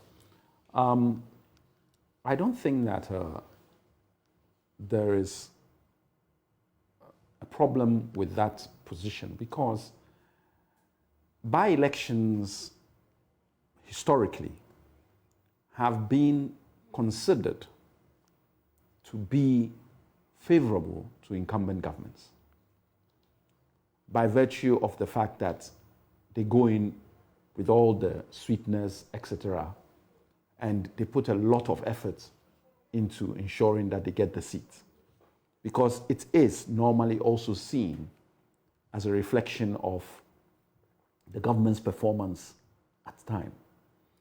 So, except it is a stronghold of a political party like Kumawu, it is swing constituencies are always considered a barometer or a measure of how government have performed. So what John Mahama says is not. But if you are buying votes, yes, how then do you celebrate it that this is a reflection of my performance when you bought the votes? They are not genuine votes. We all know this, but that is how it is perceived. It gives you a propaganda value, some form of bragging rights. But you asked a very pertinent question. What is the effect of this on a general election? And the answer is nothing. General elections have a totally different, it's a totally different creature or animal. And so the odd by-election here and there will not tell you one way or the other what is going to happen in a general election. And I've always maintained that on any program I am. But even if it's of propaganda value, yes, that is significant, isn't it? Yes, up to a point. So, but it's a swing constituency. So I'm very realistic about what the position is. For me, the NPP have more to lose than we do. Yes, it was our seat. But they have actually created a sympathy value for Chachi Kwesi, because they have created the impression that they are doing everything to ensure that he doesn't have a fair election process. You asked a very important question to Professor Jampo about the judicial processes that have been going on. And no one takes away from the discretion a court has to set dates, as often as possible, yes. But ethically or even morally, you're a lawyer. How many people are sitting in remand who have not seen a courtroom for over a year? They don't have rights to quickly have their cases heard. And all of a sudden, in this case, we know about the rights of a country to ensure that people are heard daily. So we create problems for ourselves in any infrastructural group, judiciary, executive, when you pick on this particular case. So the only conclusion you draw is that the executive are interfering with the judiciary. Because there are numerous people in this country who are actually in custody. They haven't even had a hearing. They are innocent, but in custody. And even to get a date to go to court, they haven't even given them a date. You're actually speaking to my prison project. Well, and in my prison project, I visit the prison, speak to people on remand particularly. And the last time I was telling this story, and somebody was shocked that people have been there. Their warrants have expired. Yeah. Nobody bothers. Nope. They are just left to rot, like Sir Kwame Boateng found out. Somebody has done 20 years. Just need to see a judge after being put on remand. Not that they have been convicted. No. And they don't have the opportunity. So, but all of a sudden, in Chachi Kwesi case, we know day to day. I mean, it is totally political. That's the only conclusion that I can draw. But it must be said, however, that day-to-day trials are actually more preferred. They are expedient. And they happen. Yes. Right. Now, it's to do with fairness. Justice delayed is justice denied. Justice hurried is justice buried. So we have two fighting against themselves. So in between is the balance. So I ask you, what was a week going to cost him? And whose fairness are you after? That of the state or that of the individual? The individual's fairness is actually paramount. And he is saying, give me a week, I'll be back.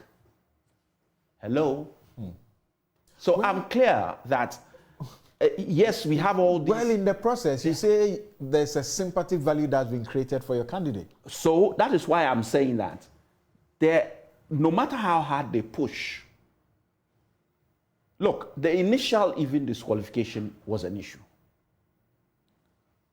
The Supreme Court cases, the judgments that have come out, the whole issues surrounding how he was not even allowed to stand or hold himself out as an MP, even prior to judgment.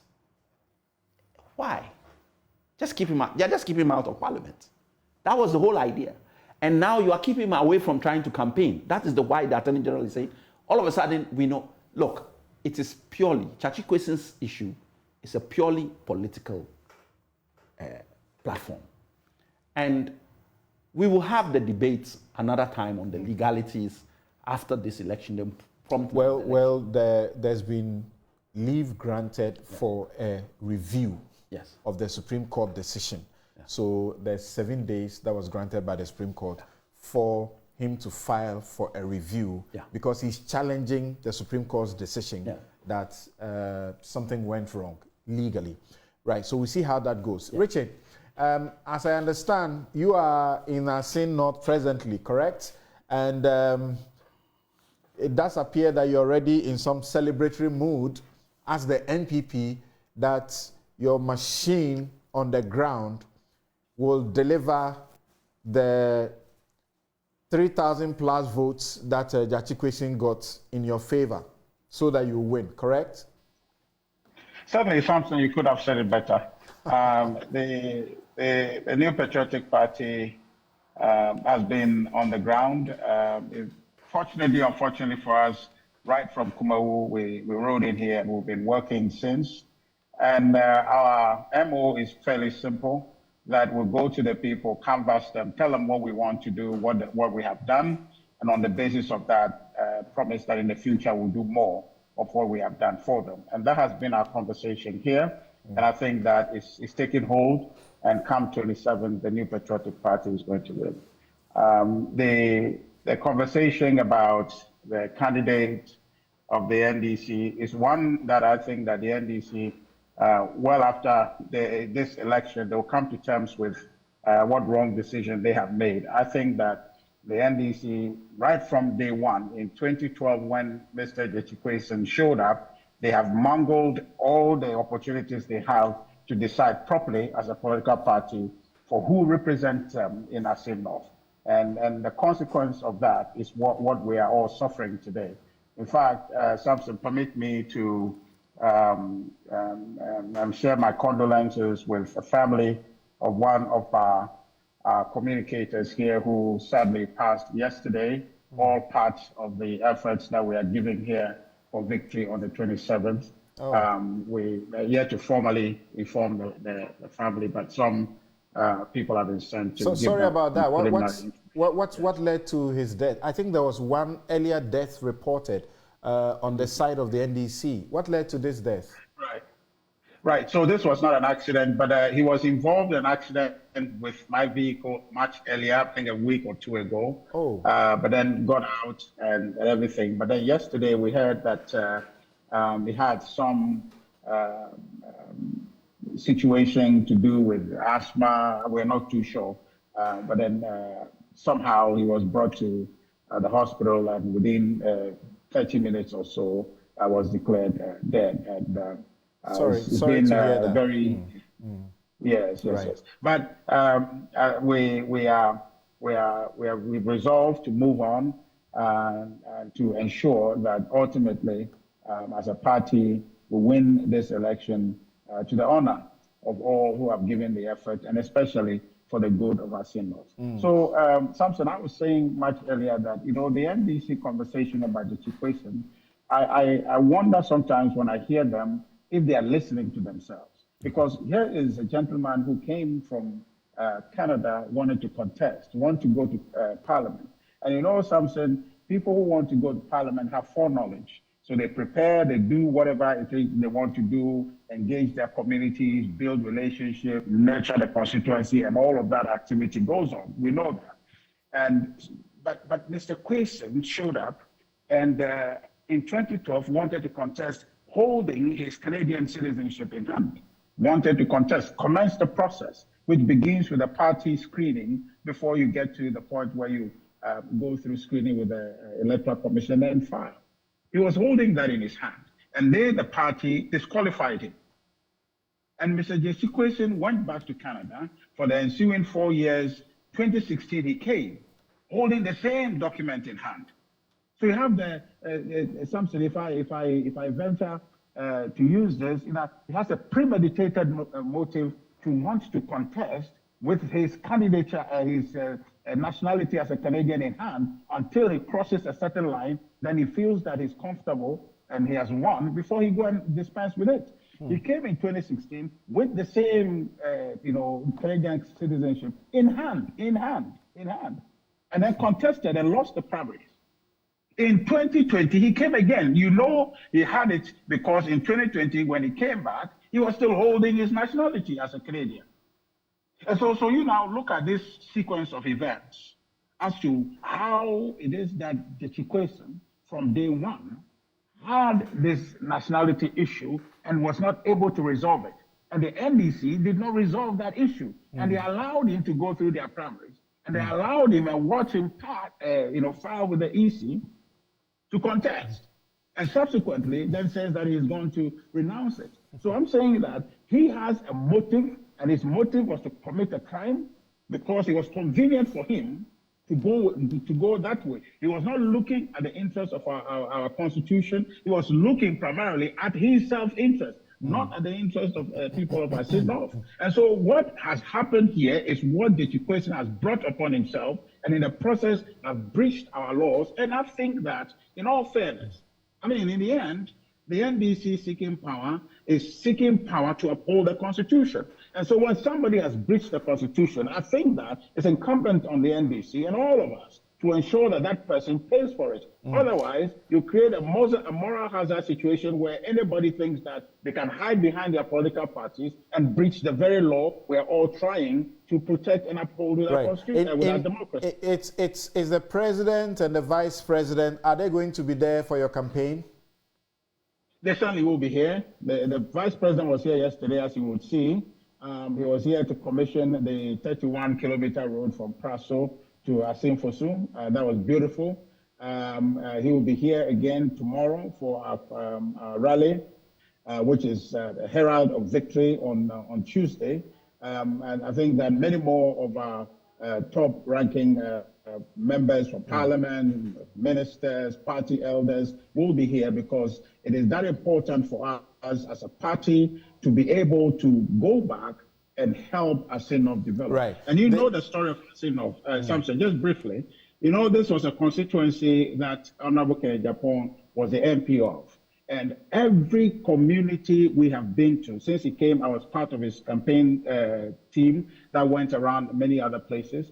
Everywhere we went, the people point to infrastructure project, electrification project that he has led to their communities. And ever since his departure, up until 2016 to 2020, there hasn't been any such development. And the people are calling for the return of the New Patriotic Party as a member of parliament to represent the good people of Assin. Right. My final question to you on this is, there's the, suggestion that you want this extra number to your numbers in parliament to help you do business.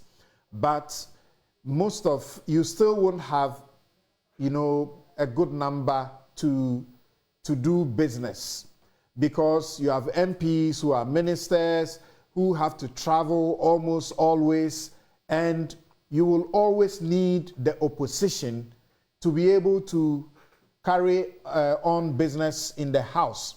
So even if you want this, it doesn't make any difference for the numbers in Parliament. What do you say? Well, Samson, you know that the business of parliamentary work is consensus building. And so even when we had 169 in our first term, we still were engaging with the NDC. So that's a given. There's always going to have to be that dialogue, and it's healthy for our democracy. So it's not a situation where we are looking for a certain magical number, which this one will not be. But what is important? The idea that we would have those numbers is the incidental benefit of victory. But what is key for us in Assin North, why we are giving every effort and effort to try and win the seat, is we want to get development to the people. They've been denied development, proper representation that will benefit the people. And we think that the New Patriotic Party gives Assin North a better chance to develop. And that's why we're in this. And we think that on Tuesday, when we win, there will be hope, and there will be development, and there will be progress in Assin North. That's why we're in this, and that's why we're deploying everything that we have in our arsenal to make sure we win the seat on Tuesday. Okay, thank you. Now, I'm going back to Ben Epson. So Ben, now we have 7 candidates who have filed their nominations for the flag bearership. The Vice President, Dr. Mahmoud Bramia, former Trades Minister Alan Chremanting, former Energy Minister Boakye Jako, former Minister of State Dr. Kunedua Prakon, who had a little glitch but successfully did it, former Agriculture Minister Dr. Owusu Efriye Akoto, MP for Assin Central, Kendia Japong, and former General Secretary of the NPP, Kwabena A. Japong. From where you sit, how does the contest for the flag bearership look like? The elders of the party initially were trying to see if they could get a consensus candidate so they don't have to go to this voting that have to be done, super delegates and so on, train the number to, is it 5? And then afterwards, there's a general voting. Yeah. Okay, I understand that we have a little issue with... yes, hello, Ben. So let's hear you. How does it look like? Hello? Hello, Ben. Yeah, Samson. Yeah, so the 7 candidates, they attempted to get a consensus candidate. It was clear from the outset that that would not work. So the elders backed off on that. Now 7 have filed. These 7, obviously they will have to go have the number trimmed down, and then eventually the 5 will be voted on. From your assessment, who is leading the pack and why? Oh, I think that from work I've been doing, I'm finishing my 7th book on Ghana elections, and I did some work before the election of new delegates, and I think that in the it will be Baumia, Kennedy, and then Alan in that order. This will be the top 3. Baumia, Kennedy, and Alan in that order. Yes. Kennedy Japan will beat Alan Chamate. Is that what you're saying? Yes. Alan Chamate is suffering from not going to Parliament. 15 years ago, he picked and cash. Delegates in the early 20s and early 30s were 15 years at that time. Kennedy has been an MP for 23 years. He's been moving around, talking about the party, go to various conferences. And I think that if Alan beats Kennedy to second place, I'll be very surprised. Actually, the number who have filed now is supposed to be 8, not only 7, because we have Adanimo also has filed, as we understand. Why do you think that the rest will not amount to much? Efria Koto, Dr. Kunedu Apraku, the Adanimos, the former General Secretary, all of them, why do you leave them out of the equation, the calculations? Oh, something, their name did not come up. What do you mean by their names did not come up? You see, what we did was, we asked, before the election of new delegates, there were elections, and then after the elections. And the names that kept popping up were these 3. Then we narrow it down to the 3, just to get in terms of who will be first and the likely percentages. Yes, I'm sure these 3, the 2 of them cumulatively would get about maybe 80%, 85% of the total leads.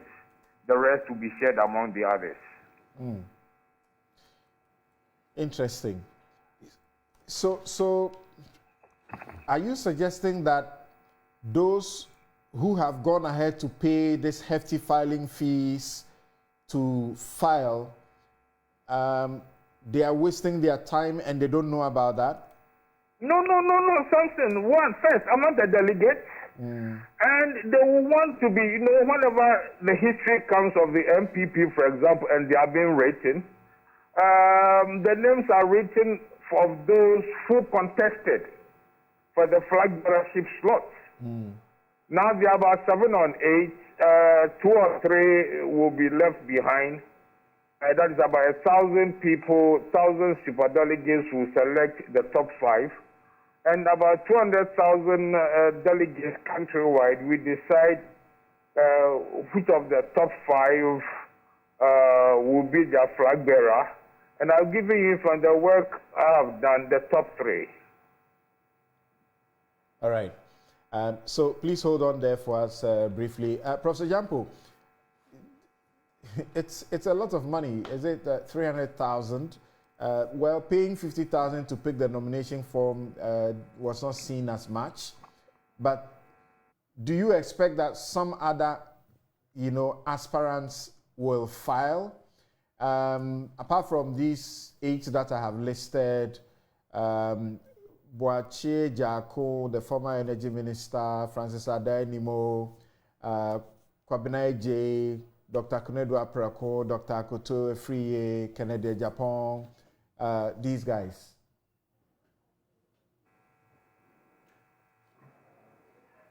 Hello, Dr. Jampo. Professor Jampo. Yes, please. Yes, please. Yes. Who for you will is leading the pack, and what are your reasons for that?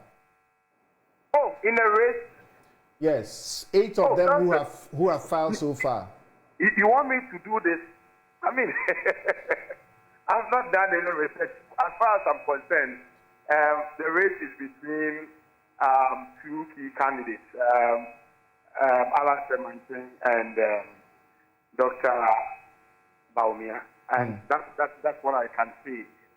The rest will be able to also sail through in a few of them, two or more of them will be able to sail through in the super delegates. But generally, it will be these two leading candidates who would face off in the main flagbearer situation. And that's what I can say. But if you tell me who is leading, I have not done that research, so I'm not in a position to do that.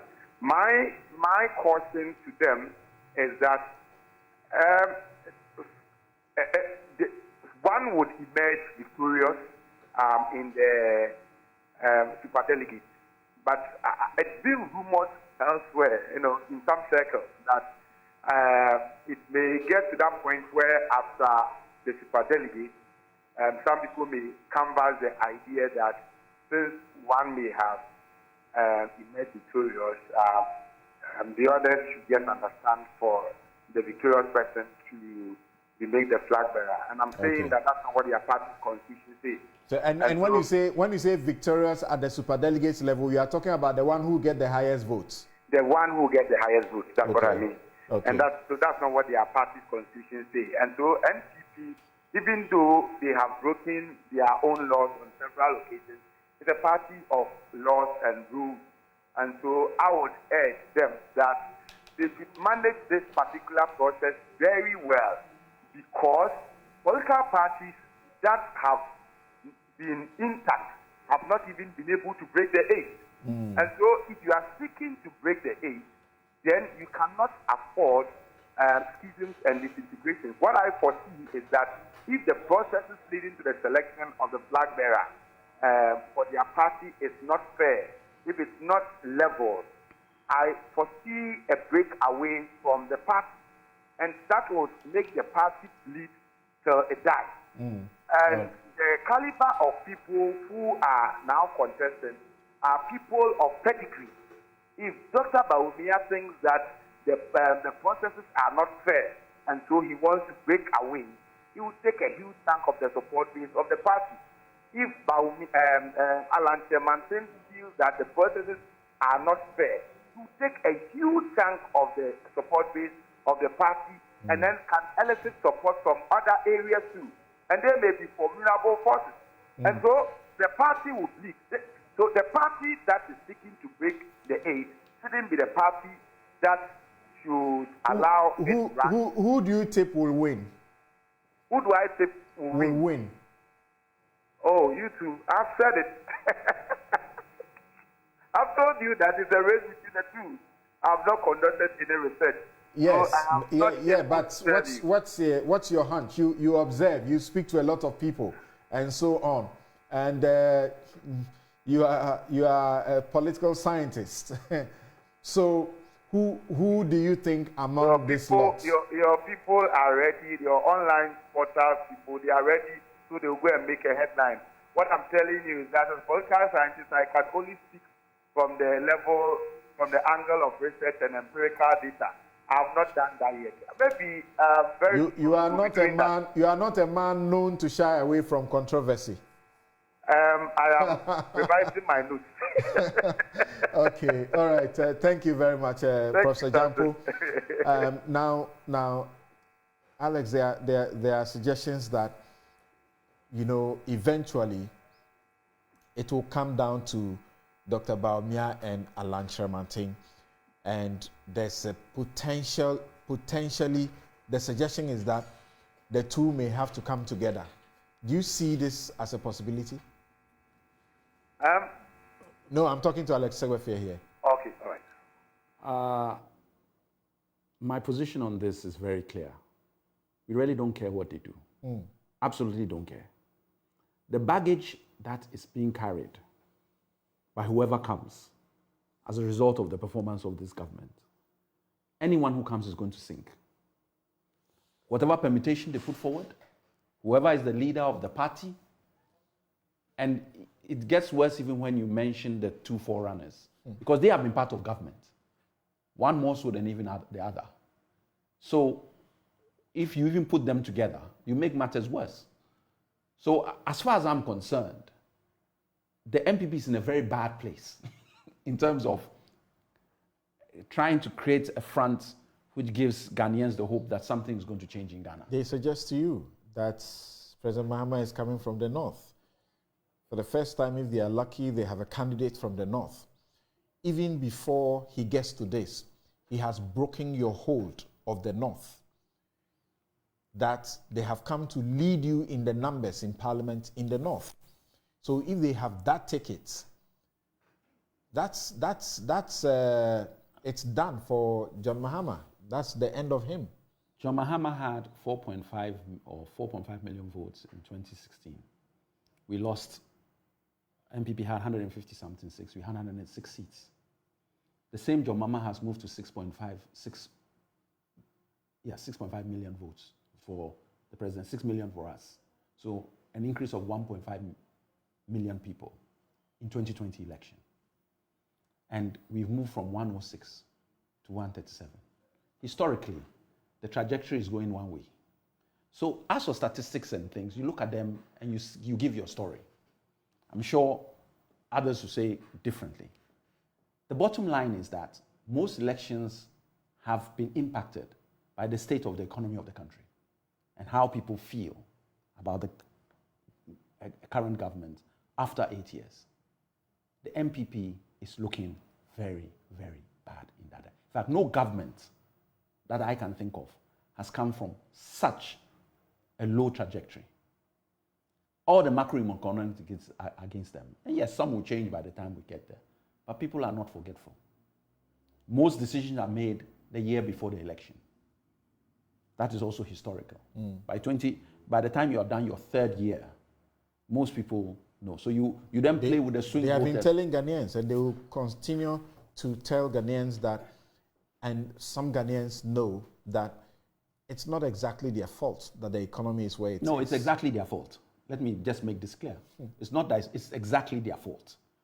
The level of incompetence and lack of planning that has gone into Ghana in the last 7 years has brought us where we are. Why? How many countries will ever reach 54% inflation? How many? We've got there. Why? The borrowing. Why? COVID came and borrowed money for Ghana. They borrowed it. They're the government. Neither did the Russian recruitment borrow money. It is our debts.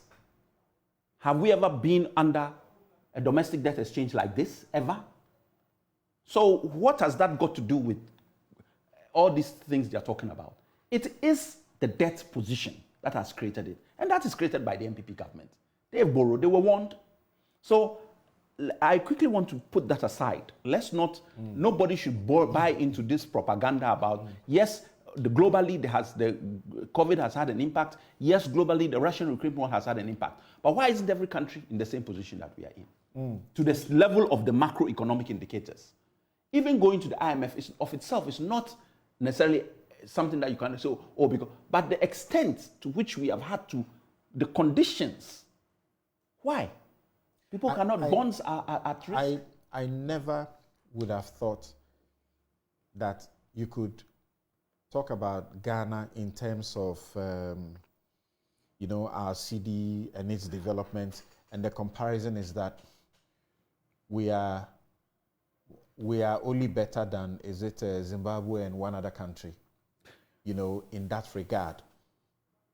But that elections are not exactly on these numbers. No, our biggest problem since in the last election 2020 is we never believed, and we still do not believe, that we had a free and fair election. In fact, if you have a referee that can explain their decisions, then you have a problem. So regardless of what anybody says in the courtroom, we have a right to information bill and all that. So at least tell us how you came about things. So we are clear in our mind that our biggest problem is to ensure that we count our numbers properly. We've raised our hands on that. Interesting. Just going back to the point. I've heard my colleague Abacha Chikwesen we have learned our lessons. We know. He made a comment about, yes, even this year, we have made it clear, because of the timing of our elections for the parliamentary, people are allowed to contest even if they have dual citizenship.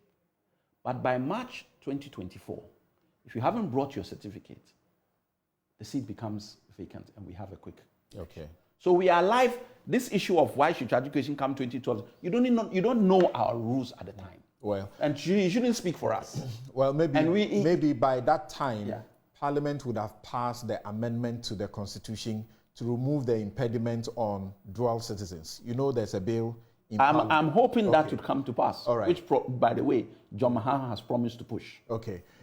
Richard, thank you once again. So, I know I haven't heard you yet where exactly you stand, but too many of you in the NPP, in Parliament, you know, towards Dr. Bawumia, and some people say you are not helping to create a level playing field for the flag bearer race. How do you respond to that? Samson, thank you very much.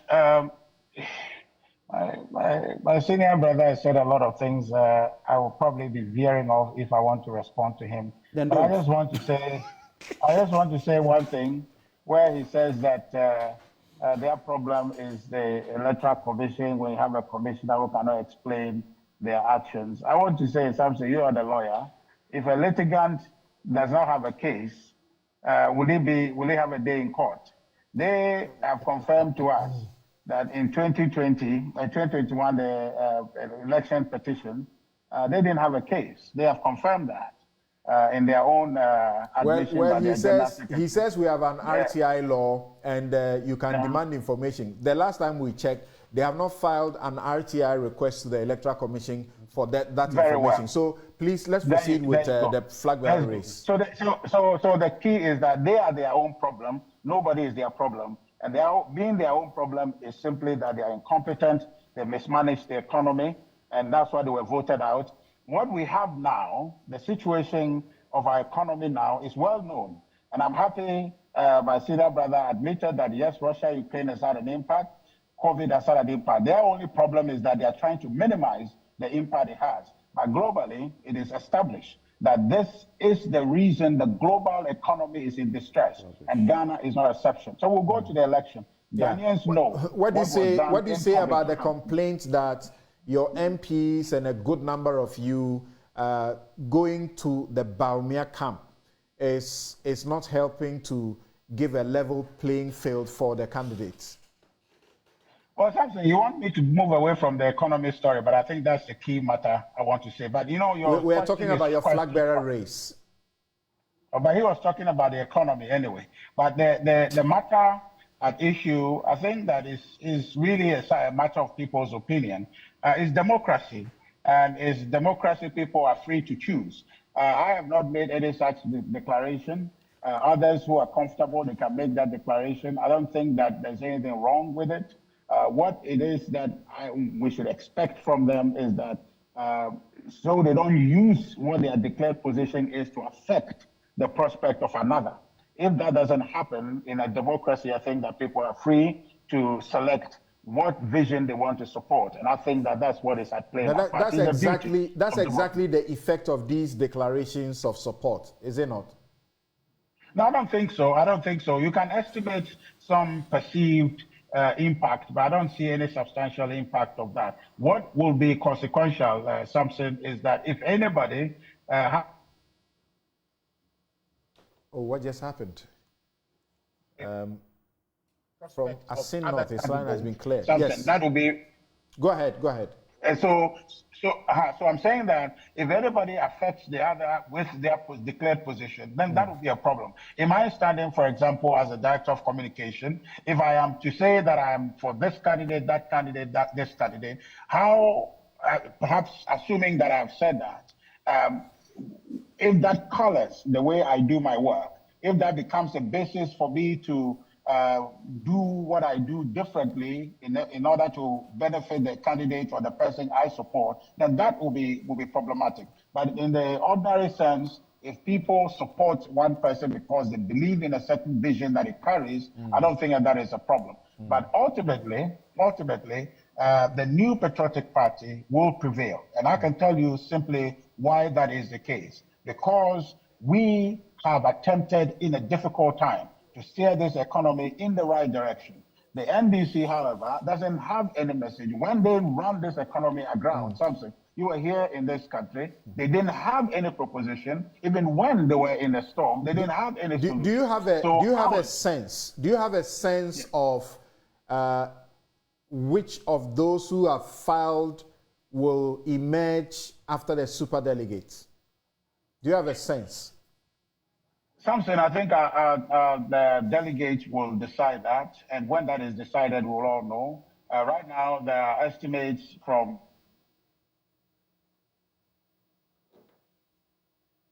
that are saying that our delegates will decide, and they will decide the right candidates. In fact, Samson, any one of these people, I think my check this morning is that 9 people are filed. And so any one of these personalities will give us a better leadership than the NDC can afford. And I think that I stand with the party, and I stand with the party simply meaning that in the end, when the votes are cast, anybody who wins, I will commit my time, my energy, and dedication to ensure that they become the next president of this republic. It will not be an Okay. Richard, I was going to ask you this very last question. Our time is up. I was going to ask you that after the super delegates, is it likely within your party, is that the conversation going on, that there will emerge a consensus candidate? Well, if that happens, then that is good. Then that will be democracy still at play. But I believe that ultimately, our party delegates will be given a chance to make that decision. Somehow, our delegates always get it right. The party has about it a spirit that leads it to arrive at the right candidate. And when that is done, the NPP will all rally behind that individual for victory in 2024. Thank you. Ben Epson, in the 2020 elections, the NDC lost as many as 17 seats in all. Now, 15 of this came from the north. The NPP's gain has been attributed to Bawumia. How much is Bawumia a threat to the NDC's candidate going into the 2024 elections? Did I lose Ben Epson? Okay, we lost Ben Epson, but time is almost up. Just some 2 minutes. I'm not sure we can get that. Is Jampu still on? Yes, please, I'm here. Yeah. So that question I just asked to Ben Epson. In 2020, the NDC lost a total of 17 seats, 15 of that from the north. The projection is that this is attributed to Bawumia's work. How much is Bawumia a threat to John Mahama in going to 2024 if Bawumia emerges? Well, you are saying if he emerges. Well, if he emerges, he has a pedigree. He's campaigning, and he's still campaigning, and his work in getting the party secure victory in previous elections are known for everybody to appreciate. And so, definitely, if the party decides to give him the nod to lead them as flagbearer, he will definitely be a force to reckon with. But the point must also be made that what we are talking about is a hypothetical situation. And also take note that the other side, the NDC, is also not resting on its oars. They're also working hard. And so I foresee a keenly competitive election. The same would apply to whoever is given the opportunity to leave the party, NPP, as flag bearer. That is, if it goes to Alan, it's also a serious force to reckon with. And a lot of people in the grapevine are actually saying that he would even have more to do in terms of tripping up support base, because it appears that the NDC is not really attacking. They are yet to okay. craft a Yeah, Prof. message I'm sorry, but this all time will allow us. Thank you all so very much, gentlemen, for the work you have assisted us to do for Mother Ghana. Just a couple of messages before we go. We haven't left you. We have not forgotten that you are sending us messages. Amma Magold says, I'm having the feeling that Alan will pull a shocker and it will be a huge statement against the mess of this government led by Akufo-Addo and Bawumia. E.D. Black says, did Richard just say the people of Assin North have been denied development? So a win for NPP will bring back development? Well, they are there doing all the things that has to be done. Edu Pong says, is Richard aware Kwesing wrote a year in advance and that the EC cleared him to contest after dismissing a petition brought against his candidacy? Let's do factual politics but not gendarme tactics. Edward Dubaza says, we all saw how the government mismanaged the economy, went on reckless borrowing with wanton corruption. What has COVID and Russia-Ukraine war got to do with clueless mismanagement? And finally, Nene Aiku says, I thought the DCE, MCE is responsible party for the development of the Assin North constituency. How is it that the opposition party is being blamed by the NPP communicator for lack of development in the Assin North after 6 years? Last one here. It says, my take on Assin North by-election. First of all, Assin North is domiciled in Central Region, and Central Region is a swing region in terms of deciding political power in Ghana since the Fourth Republic. Therefore, how the Assin North by-election goes will have a huge impact and multiple effect on Central Region. People from all walks of life in Central Region will look up to the results from the by-election and economic factors to make political decisions. Thank you very much for those messages. And I want to say thank you very much indeed again to my guest. Alexander Segbefia is Director, NDC International Relations Directorate. Ben Epson is pollster and Managing Editor, Daily Dispatch newspaper. Ransford Jampo, Professor of Political Science, University of Ghana. And Richard Anyagba is Director of Communications, the New Patriotic Party. I'm Samson Lardy Anyenini. As always, Newsfile. My outfit is by Habil Scooter. And they are doing a Father's Day promotion, giving you some discounts. So look for them and enjoy. Have a good afternoon.